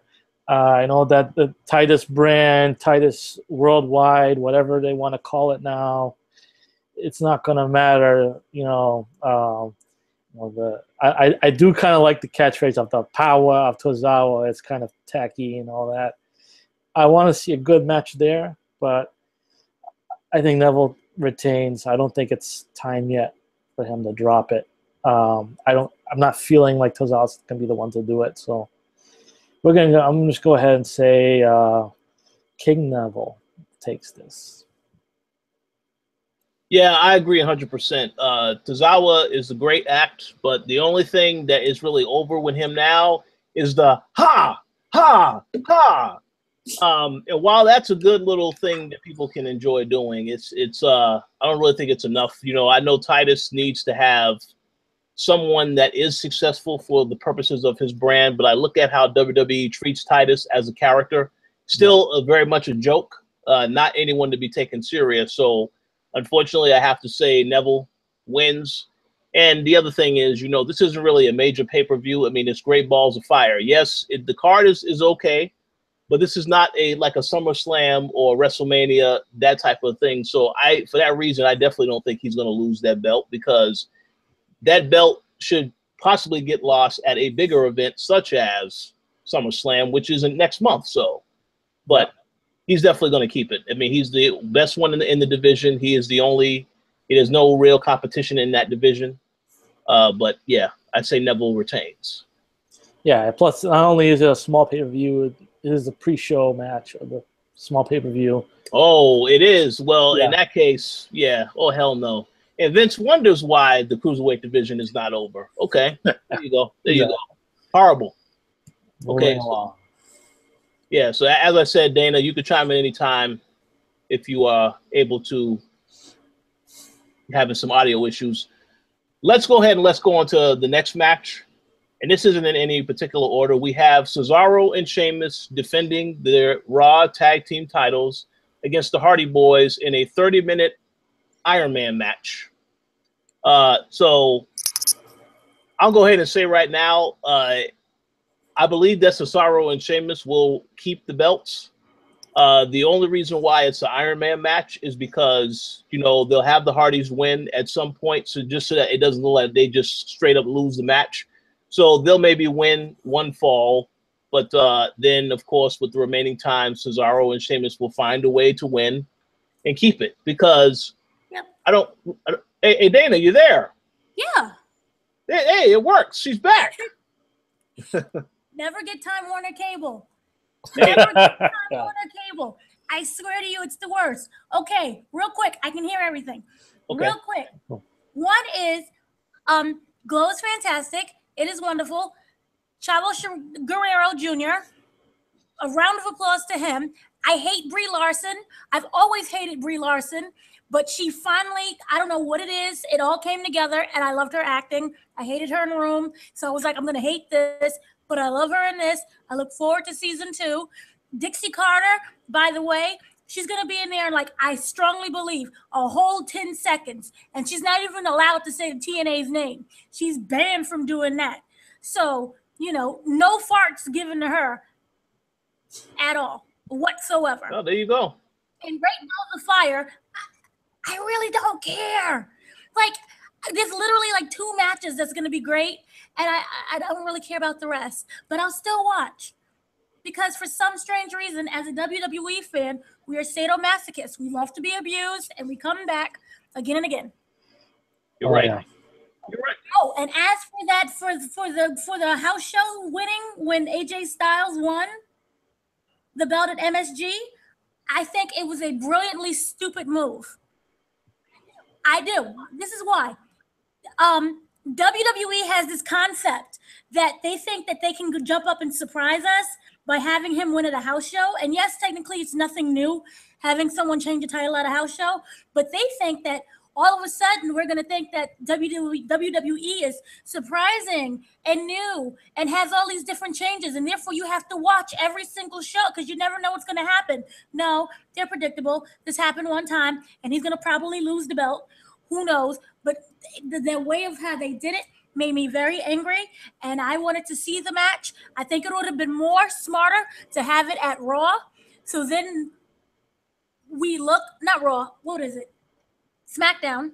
So then we jump up and we watch Great Balls of Fire and be like, oh my God, what's going to happen? But to have it at a house show that I had to find out about on Twitter, that's the thing. I had to actually be on Twitter to know what was going on. So to me, that was extremely stupid. But for them, that was brilliant. But it was an idiotic, brilliant thing. Ugh. Hey, very good points. Hey, I like all that. Well, I do agree, you know, but we'll see what their plans are for the whole AJ Styles belt thing. To be determined, but yeah, I have to agree that was not the best way to do that. But no, just our opinions on the matter. It was as brilliant as having Dixie Carter in WWE 24. Hey, it's all about Kurt. Maybe Kurt said, "Hey, promotion, like they're doing a really great job with promotion, with the things that they're trying to promote. We just don't really seem to care about." That's true. You're correct. You're 100% correct. And also, they need to overhaul the cruiserweight division as well. Well, hold on a second. They should overhaul it, but why don't you let us know who do you think is going to win between Neville and Tozawa? Oh, Neville. Of course, Neville. He's predictable. He's going to easily win because he always wins. Now, I want Tozawa to win. I'm sick and tired of Neville. But, you know, that's what they're going to do anyway because there's going to be a pay-per-view we really don't care about. Yeah. So, yeah, Neville will win. Absolutely. And then here's the thing. I really do love his personality, which makes me even hate myself even more because I'm like, I'm sick of Neville, but I just love that personality. And he's so cocky, so it works. This is true. Hey, listen, yeah, Neville has done a great job since he's made his return. The new heel stuff is great.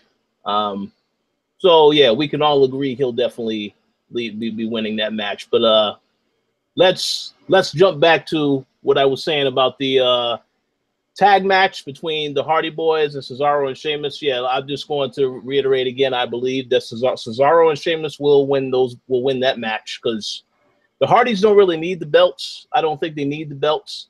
What I'm curious to see is whether or not they're getting closer to bringing back this broken gimmick.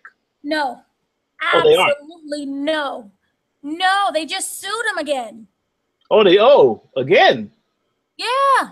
So no, legally okay. they're not letting go of the gimmick. So all right. So I don't even know, and maybe they should come up with something brand new. Yeah, that's what they should do, and they can call it something different.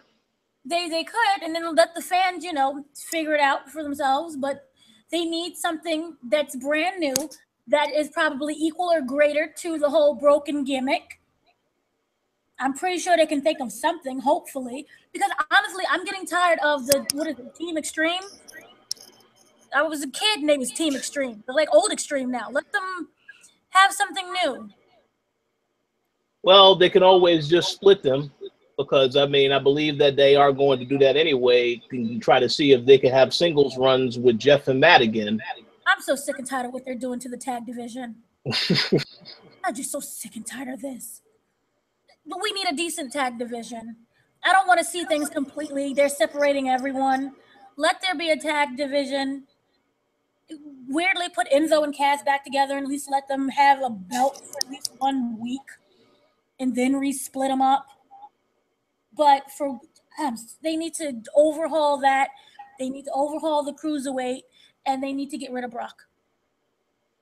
Oh, interesting. Well, I agree with most of those.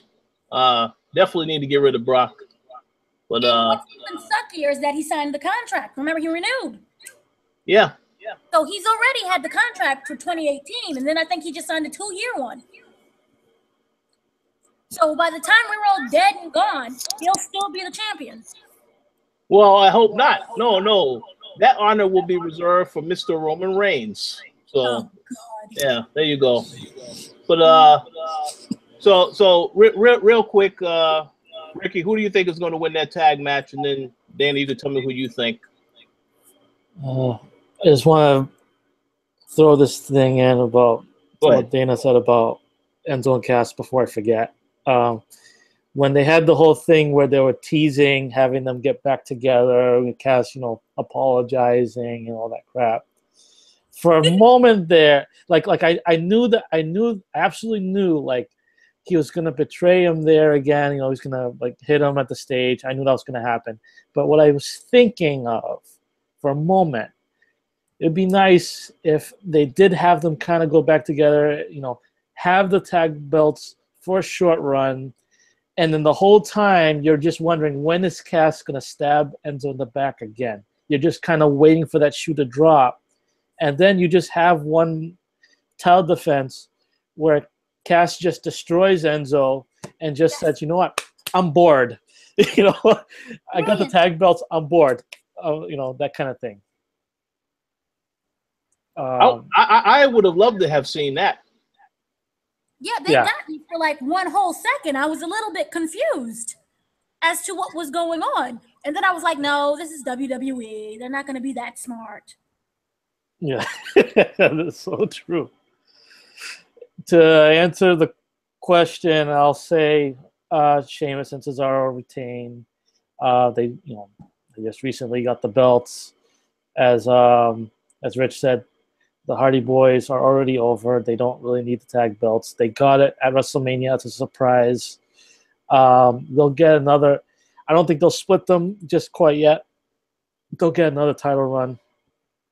Excuse me, maybe at SummerSlam or some point after that. But I think Sheamus and Cesaro retain. I think that this 30-man Iron Man match is designed for them to win. So that's just my prediction. I do expect it to be a good match. If they don't do many high spots, I can see the Hardys living through it. So I'm kind of looking forward in that aspect. I do like a good Iron Man match. And I do think that it might surprise us. I do think that Sheamus and the other guy, Cesaro. Him. He's going to win. I do like them overall. I love their personality. And I do think that it can be a surprisingly good match. But just don't bore us because you have 30 minutes. And I bore easily. Yeah, well, you're right. It can be a good match, but yeah, we have to see how they handle it. Just not too many high spots.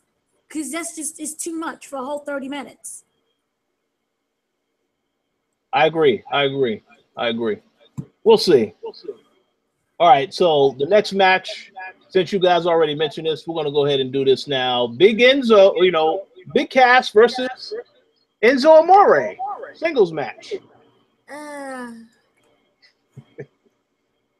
So I'll go first and say this.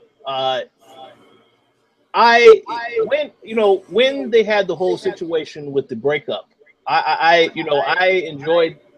I thought that was very well done. Even though, and I laughed when Cass had the speech. He had that speech talking about, yes, you and I are through. Yeah, I was entertained. But in this instance, if they want to get Cass to be a monster heel, he needs to destroy Enzo in this match. And I mean, now at the same time, Enzo, you got to wonder, where does he go from here? They haven't really established that. They did establish that he is still a great talker, and he will fight. He doesn't really have a chance in the actual fight. So I'll be very curious to see how they handle it. But my guess is that Cass will destroy him in this match, and straight up destroy him, unless it ends in disqualification. But I say Cass wins. So how about you, Dana? Who do you think will win? Oh, God. Here's the thing. Enzo can't wrestle for dog poop. So I'm looking forward to Cass winning, but I think that Enzo is going to be like the really great underdog in this match. And meanwhile, probably my hope is that he has like this emotional breakdown while wrestling him, so that it ends up in being some weird disqualification where the match he can't continue on, and therefore there really isn't any winner. But I do kind of agree that Cass is going to just basically destroy him. And I'm really not looking forward to seeing Enzo wrestle because, again, he can't wrestle. So I'm going for Cass, but I'm more thinking that it's going to be some type of a DQ in some way. Okay. Good explanation. How about you, Ricky? Yeah, I kind of agree with Dana in that I don't think there'll be a clear winner because they're not going to resolve this feud in one pay-per-view match. And the way to extend it is to have a questionable finish. There could be a no contest or there could be a DQ. I'll say, but I mean, I don't know. Like, I'm contradicting myself here because I could totally see like Enzo winning by DQ. But I don't think it's going to come to that. I think my hunch is just basically Cass is just going to flat out win in like a 10-minute match. But it's not going to end there. They'll still fight each other backstage, you know, the following week and everything like that. This will go on to SummerSlam. They'll have another match with, I don't know, hardcore stipulations or some crap like that. I don't know. But I'm going to just say Cass wins this match.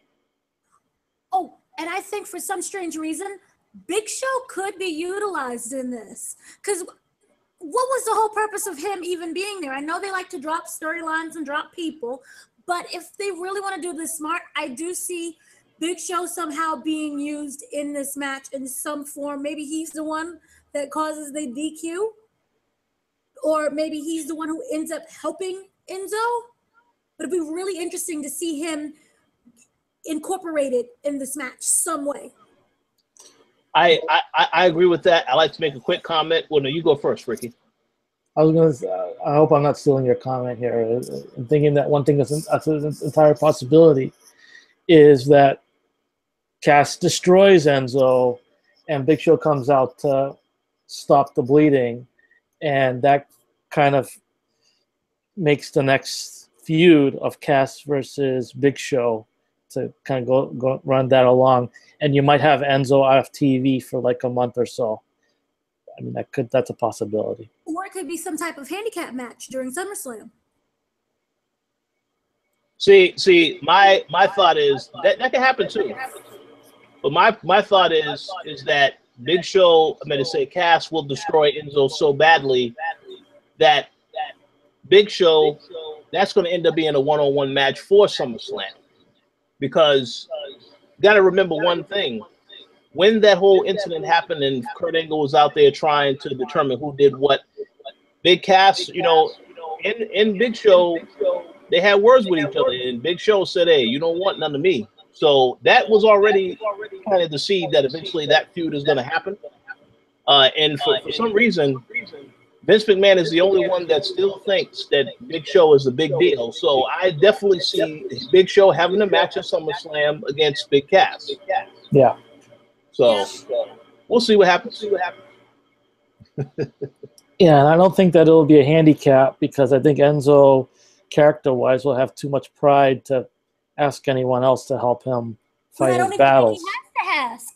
It'll just be one of those volunteer things where he's like, I can be the guy you can trust. Yeah, I mean, I don't know. Like, I could see him as being like, I'll watch your back so that Cass doesn't jump you from behind. But 2-on-1 in a match, I don't think that'll happen. Yeah, I don't think so either. But we'll see what happens. But I'm looking forward to seeing what happens, even though, I do like the way they handled the breakup, even though we knew it was coming. But we'll see what happens with that. So let's move on to the next match. This is the match that I believe Ricky is looking forward to more than any other match, and that is Seth Rollins versus Bray Wyatt. So we're going to see the man go against the cheater of wives. Yes. Yes. But they're both cheaters. It's cheater versus cheater match. The King Slayer or whatever, It's funny how just underwhelmed I am of this feud. Of all the Shield guys that Bray Wyatt has feuded with, this is the one that I am anticipating the least. I don't like. I can't get myself to care about this match. I don't know about you guys. I agree. I care a little bit about it.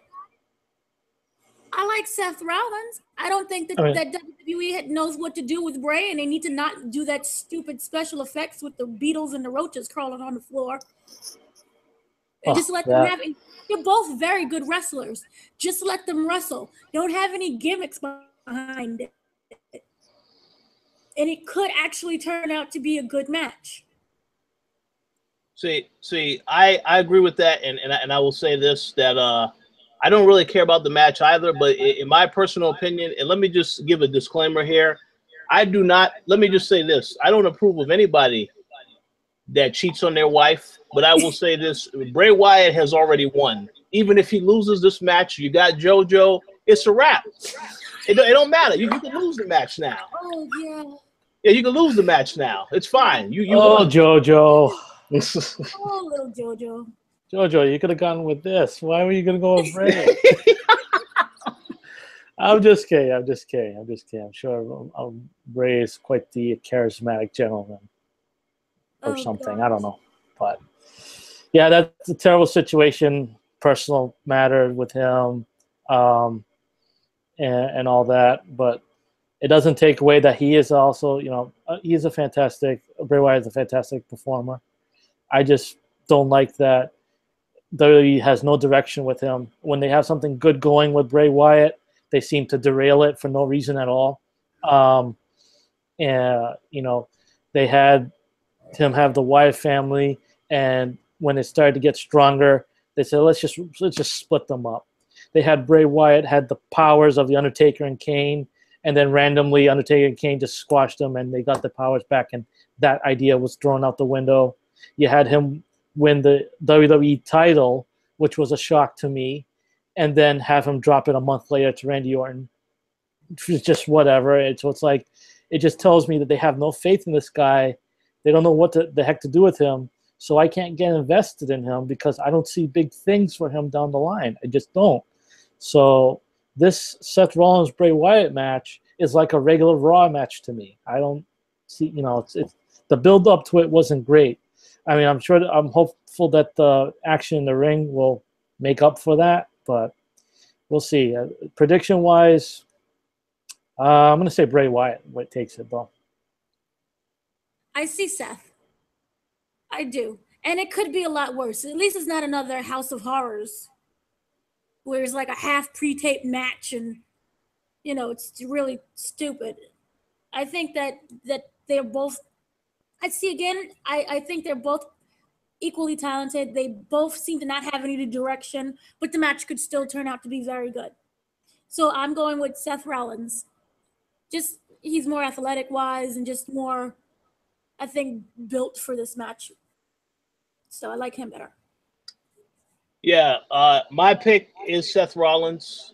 Also because Seth Rollins is also the cover athlete for WWE 2K18. So I know they don't want him looking rough in this loss. But I'm going to reiterate what I already said. Yeah, it doesn't matter. If Seth Rollins wins, that's great. Bray Wyatt is the winner here, though, because if he got with JoJo and you still with JoJo, well, that's it. It don't matter because we already know WWE has ruined his character. They have him lose so many times, it really doesn't make a difference. So just so long as Bray is happy in his new relationship, that's all that matters. But he will lose tomorrow night. I guarantee it.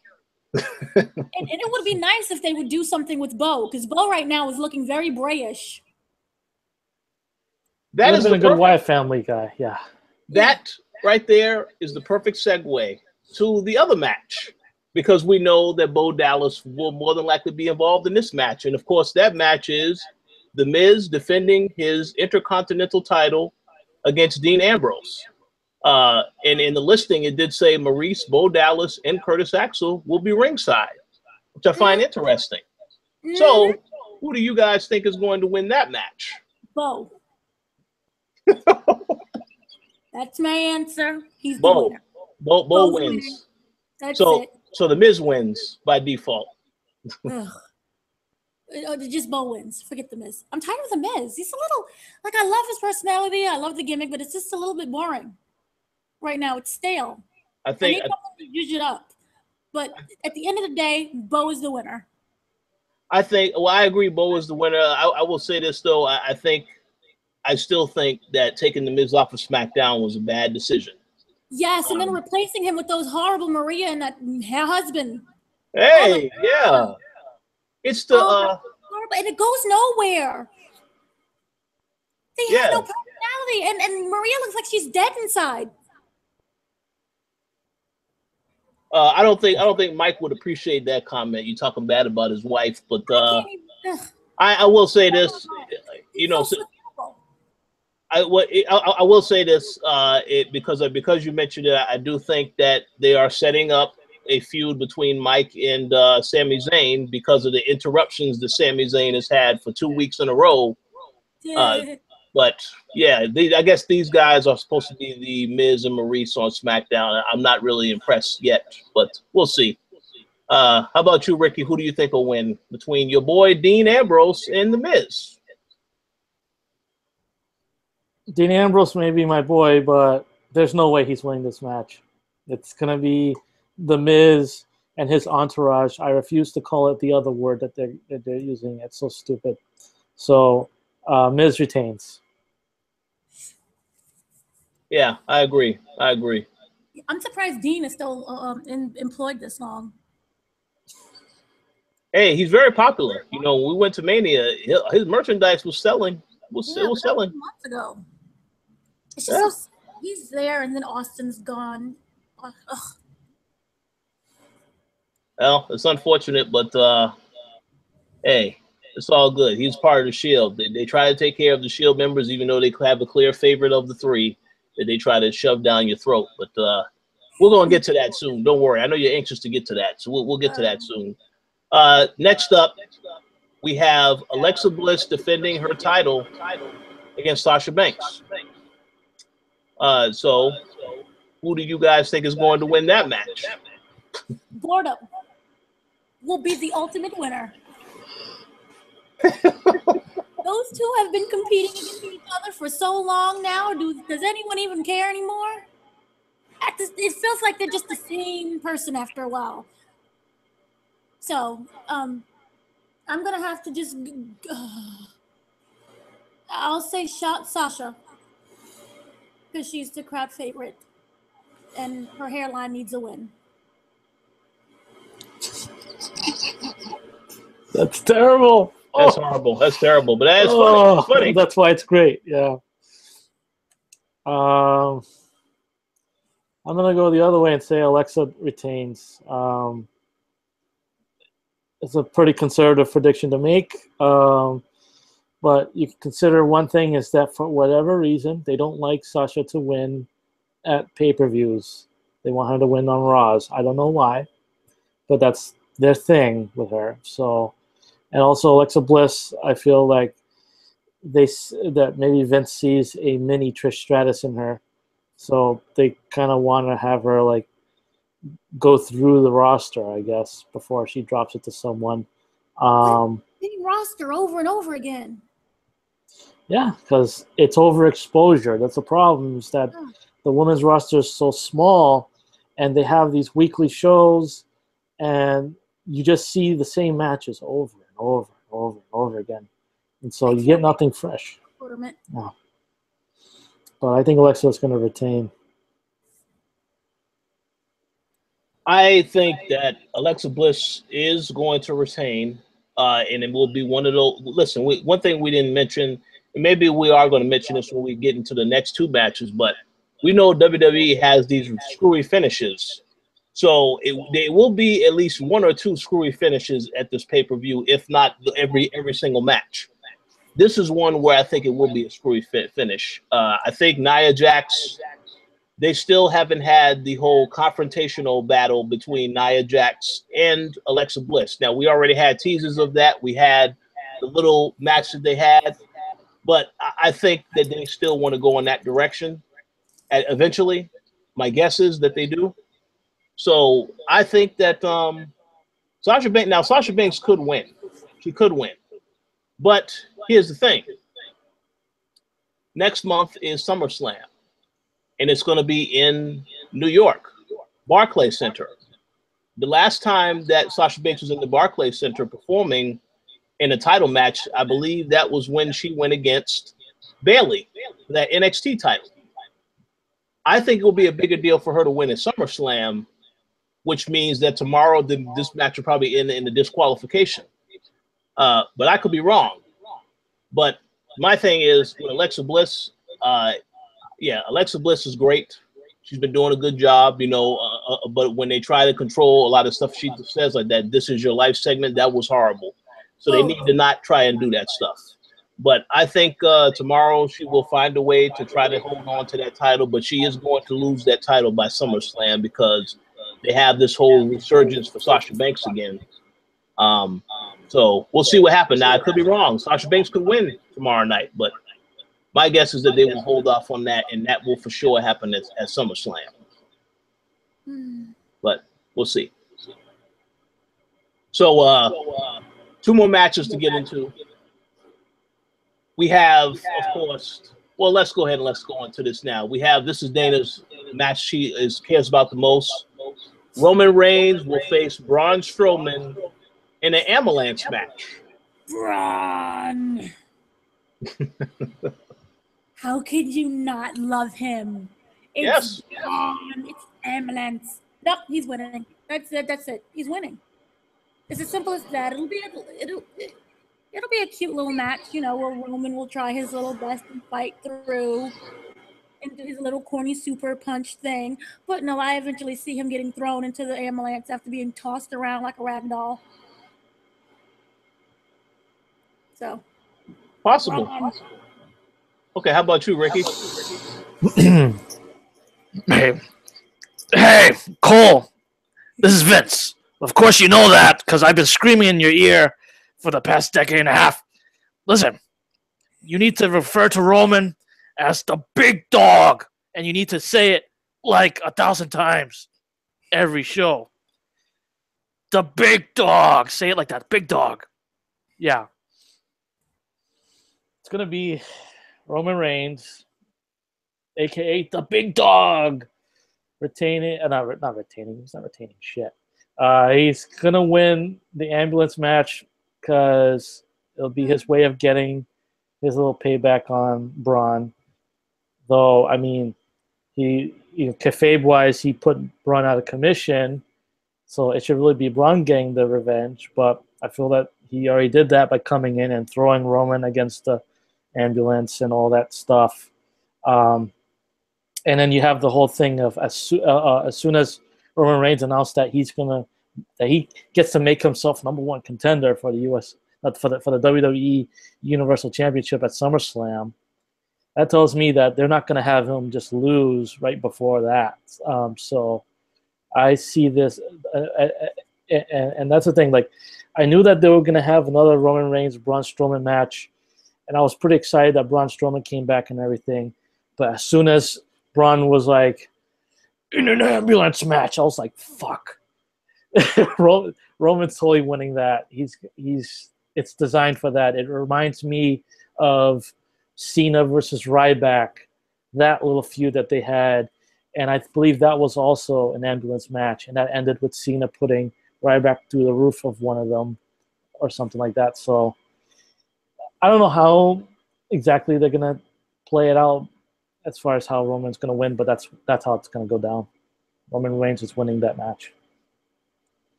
And I agree 100% with that. Now, I would love to see Braun win because I think it would do more for his career to win this match. Reigns has been winning a lot of. He's had a lot of opportunities and won a lot of things. He's been pushed to the moon and back. So I would have preferred to see Braun win, especially when I know at one point they were thinking of having Braun versus Lesnar. That didn't happen. So I think, without a doubt, it is going to be a situation where, because we've already seen Braun throw Reigns inside the ambulance, they've already played that out on TV as a teaser, a preview of what to expect. So there's no way in hell that's going to happen again. This time, Reigns will be the one to get Strowman in the ambulance and win. And again, as Ricky already said, when Reigns came out and said he's the #1 contender, so obviously from WWE logic, by him winning this match, that validates that what he said is correct. And yes, he is going to get his shot at the belt at SummerSlam, even though they've already had a 5-way to determine who should get a shot. You know what? No, that doesn't matter. That happened weeks ago. That doesn't matter. So it is what it is. But yeah, Reigns is going to win, unfortunately, and we will all have to deal with that. But we'll see what happens. I'd throw one more thing in is that looking at the card, I just realized that Finn Balor has not been scheduled for a match. I'm glad you mentioned that because I did notice that. I think that is going to change, and they may have that little match, Balor versus the Drifter. Unless that's all. Unless, of course, they decide to have both of those guys get involved in that tag match, since they have now for 2 weeks paired them with, the Hardy Boys and Cesaro and Sheamus feud. So that is a possibility. But Balor should have been on the card. I know he's not in the title picture now, but I mean, come on now, this guy should be on the card one way or another. So maybe that'll change, but we'll see. We'll see. We'll see. So let's get to the main attraction. We already know that Adam says that Joe is going to win tomorrow night. So now I get to ask you guys the question of who is going to win between Brock Lesnar and Paul Heyman for the Universal title. So, Dana, how about you go first? Because I know this is one match you do care about. Well, I'll say this. I'm very happy that Samoa Joe is finally being utilized, and he's being utilized in a correct manner. That whole thing with him choking out Paul Heyman leading up to now Great Balls of Fire was just genius. I loved his delivery. I loved how they shot it. I loved the little whisper in Paul Heyman's ear of, I'm going to choke you out now. Just don't fight it. Don't fight it. That was just, they built him up to be such a strong competitor. But you already know how it's going to win, how it's going to end up. Brock is going to retain for the next, 4 years or so. We'll see him once a year, and that'll be it. But it just goes to show that if you allow your wrestlers to truly be themselves and to shine, just like how he was in TNA, he was able to bring that same dominant force. It's just a shame that it took so long. And it was just a shame that this could have easily been last year during WrestleMania, when he could have easily, somehow involved himself in a match, or even in the Royal Rumble. So to see it now, unfortunately, it took so long, but I love the direction that it's going. I know he's going to lose, but I just hope that they are able to keep up that momentum and to keep making him a stronger competitor.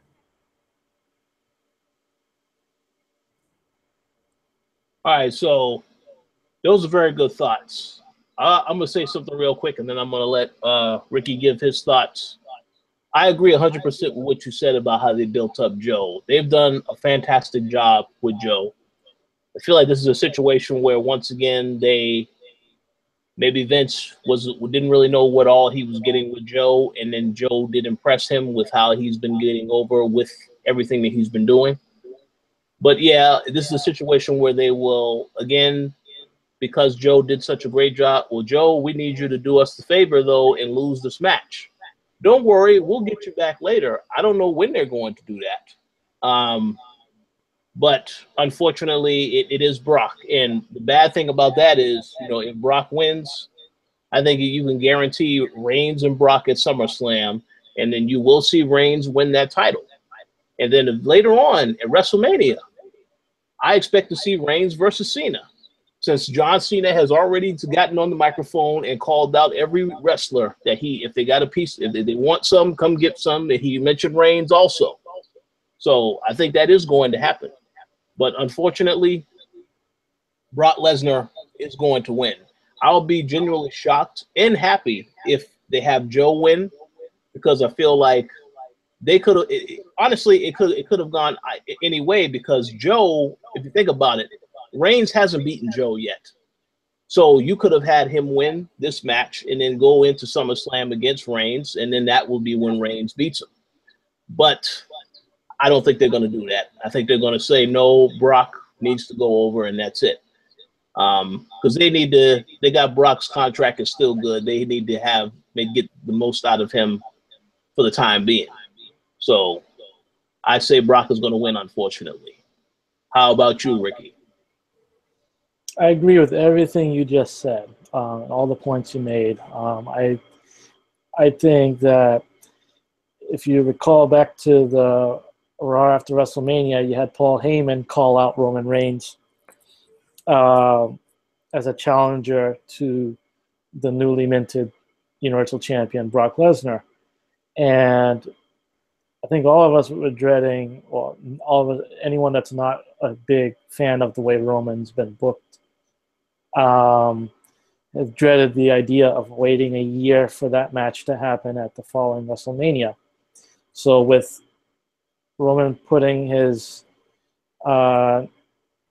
name down as number one contender for SummerSlam, that tells me, all right, there's your blockbuster main event for SummerSlam, Roman Reigns and Brock Lesnar. And I think that's how that's going to happen. And so, unfortunately, Joe's going to be on the short end of the stick on Sunday with Brock Lesnar retaining. It's a shame, because I feel as though this is the most entertaining Joe has been in quite a while. He's looked like a real legit badass, as a real strong heel, a top guy on the main roster. I was worried that he was going to be stuck kind of in the high mid card, but he looks like a legit main event guy right now. It would be great to have him hold that belt, but it's WWE. At the end of the day, they don't always give it to the most deserving person. They give it to it's all business with them. So, yeah. I can only hope that Joe will get another shot, and that this shine will remain with him for a while, and that this won't just be like a 2-month thing.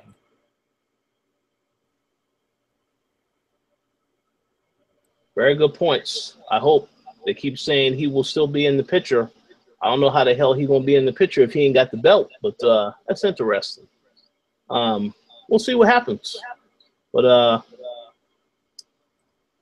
any final thoughts on Great Balls of Fire before we wrap up the show? I just want to say, bring back the Great American Bash, please. I don't know what's going on with these stupid names, especially Great Balls of Fire. I don't even understand the whole concept behind that. The Great American Bash, it was established. It's a strong name. It's a good name. It says July. I agree. Yep. But Vince is the one. So you wonder where that name came from, that Great Balls of Fire. Vince probably was listening on the radio. Hey, wait a second. That's a great name for a pay-per-view. So what you can look forward to in February when they normally have Fastlane, Vince will come out and say, we're going to have our February pay-per-view. It will be called Achy Breaky Heart. Oh, February for Valentine's Day. Yeah, that works. That works. So I don't know. I don't know what the hell he was thinking about with the name. The card is okay, but we'll see how everything goes. Vince is a guy who's always behind the times with these things. No, you know, you're saying achy breaky heart. I'm thinking that like, you know, Great Balls of Fire just screams to me In Your House. I don't know if you remember those In Your House pay-per-views. That's kind of the feel of it. That it's just an In Your House. It's not an important one. And so you get ready for the next, you know, big In Your House pay-per-view, it's going to be called Never Gonna Give You Up. You know, like that's the thing that those kids are like these days. You know, Yeah. I don't know. It's just Vince. Nothing. It doesn't make much sense these days. Well, whatever. I remember with Dana mentioning Great American Bash. I remember that there were rumors that it was going to be brought back as a network special last year, and that was going to be in July and in Hawaii. And I remember being excited about that rumor, and then it got shut down. That it was just a regular house show. That sucked. But yeah. See how this goes. I hope that this pay-per-view is solid. It's the most I can ask for, but we'll see. Indeed, we shall see. So that concludes our show for this evening, ladies and gentlemen. We thank you all for checking out the show. Definitely make sure that you check out the pay-per-view tomorrow. And, you know, we will definitely give our thoughts on that the next time. But until then, any final words or final shout-outs that y'all would like to give? For me, I just want to quickly say, make sure you change your passwords to your WWE Network account because there was a breach. 3 million people got their information released. So change your passwords. That's good. That's good. That's good. That's good. I didn't know about that. That's good information. How about you, Ricky? I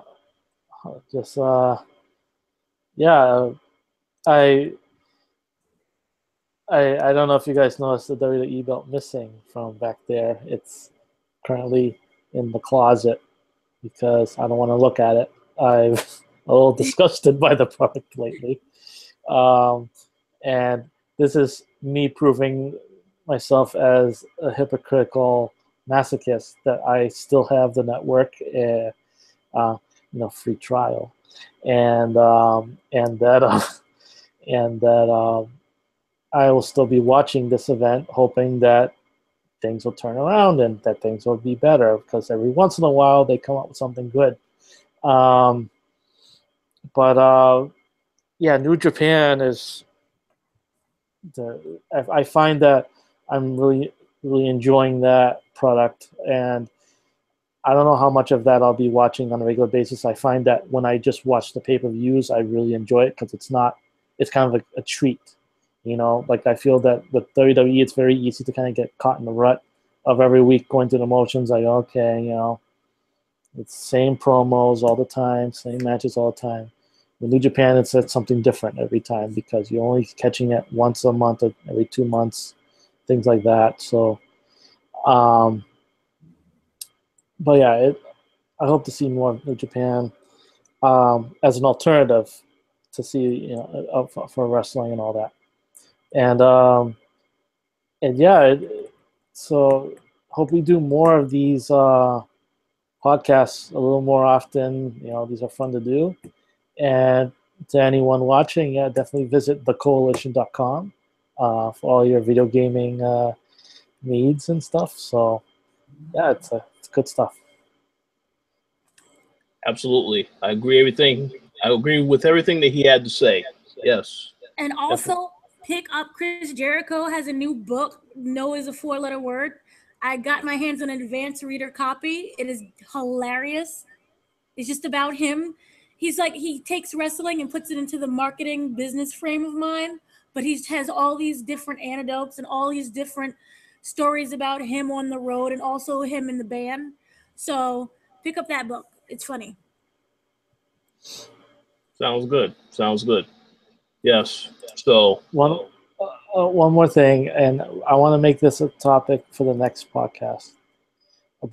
There was a teasing, I think, of a Shield reunion at a recent show, and that's a topic that we can go on for a while. But I think we just kind of want to wrap this one up. But I will want to discuss that at the next podcast. So let's just kind of keep that in the back of our minds. Okay, that sounds good. I didn't know about that. Yeah, we definitely will talk about that. So we'll make that a main point of discussion next week. And also, shout out to the Usos for that page on SmackDown. That was brilliant. I loved it. Yeah, That's the best part. Rated R. That's right, rated R. All right, cool. Yes, so we'll definitely talk about that next week. But thank you all for listening. And yes, we will see you again next week. Have a great weekend.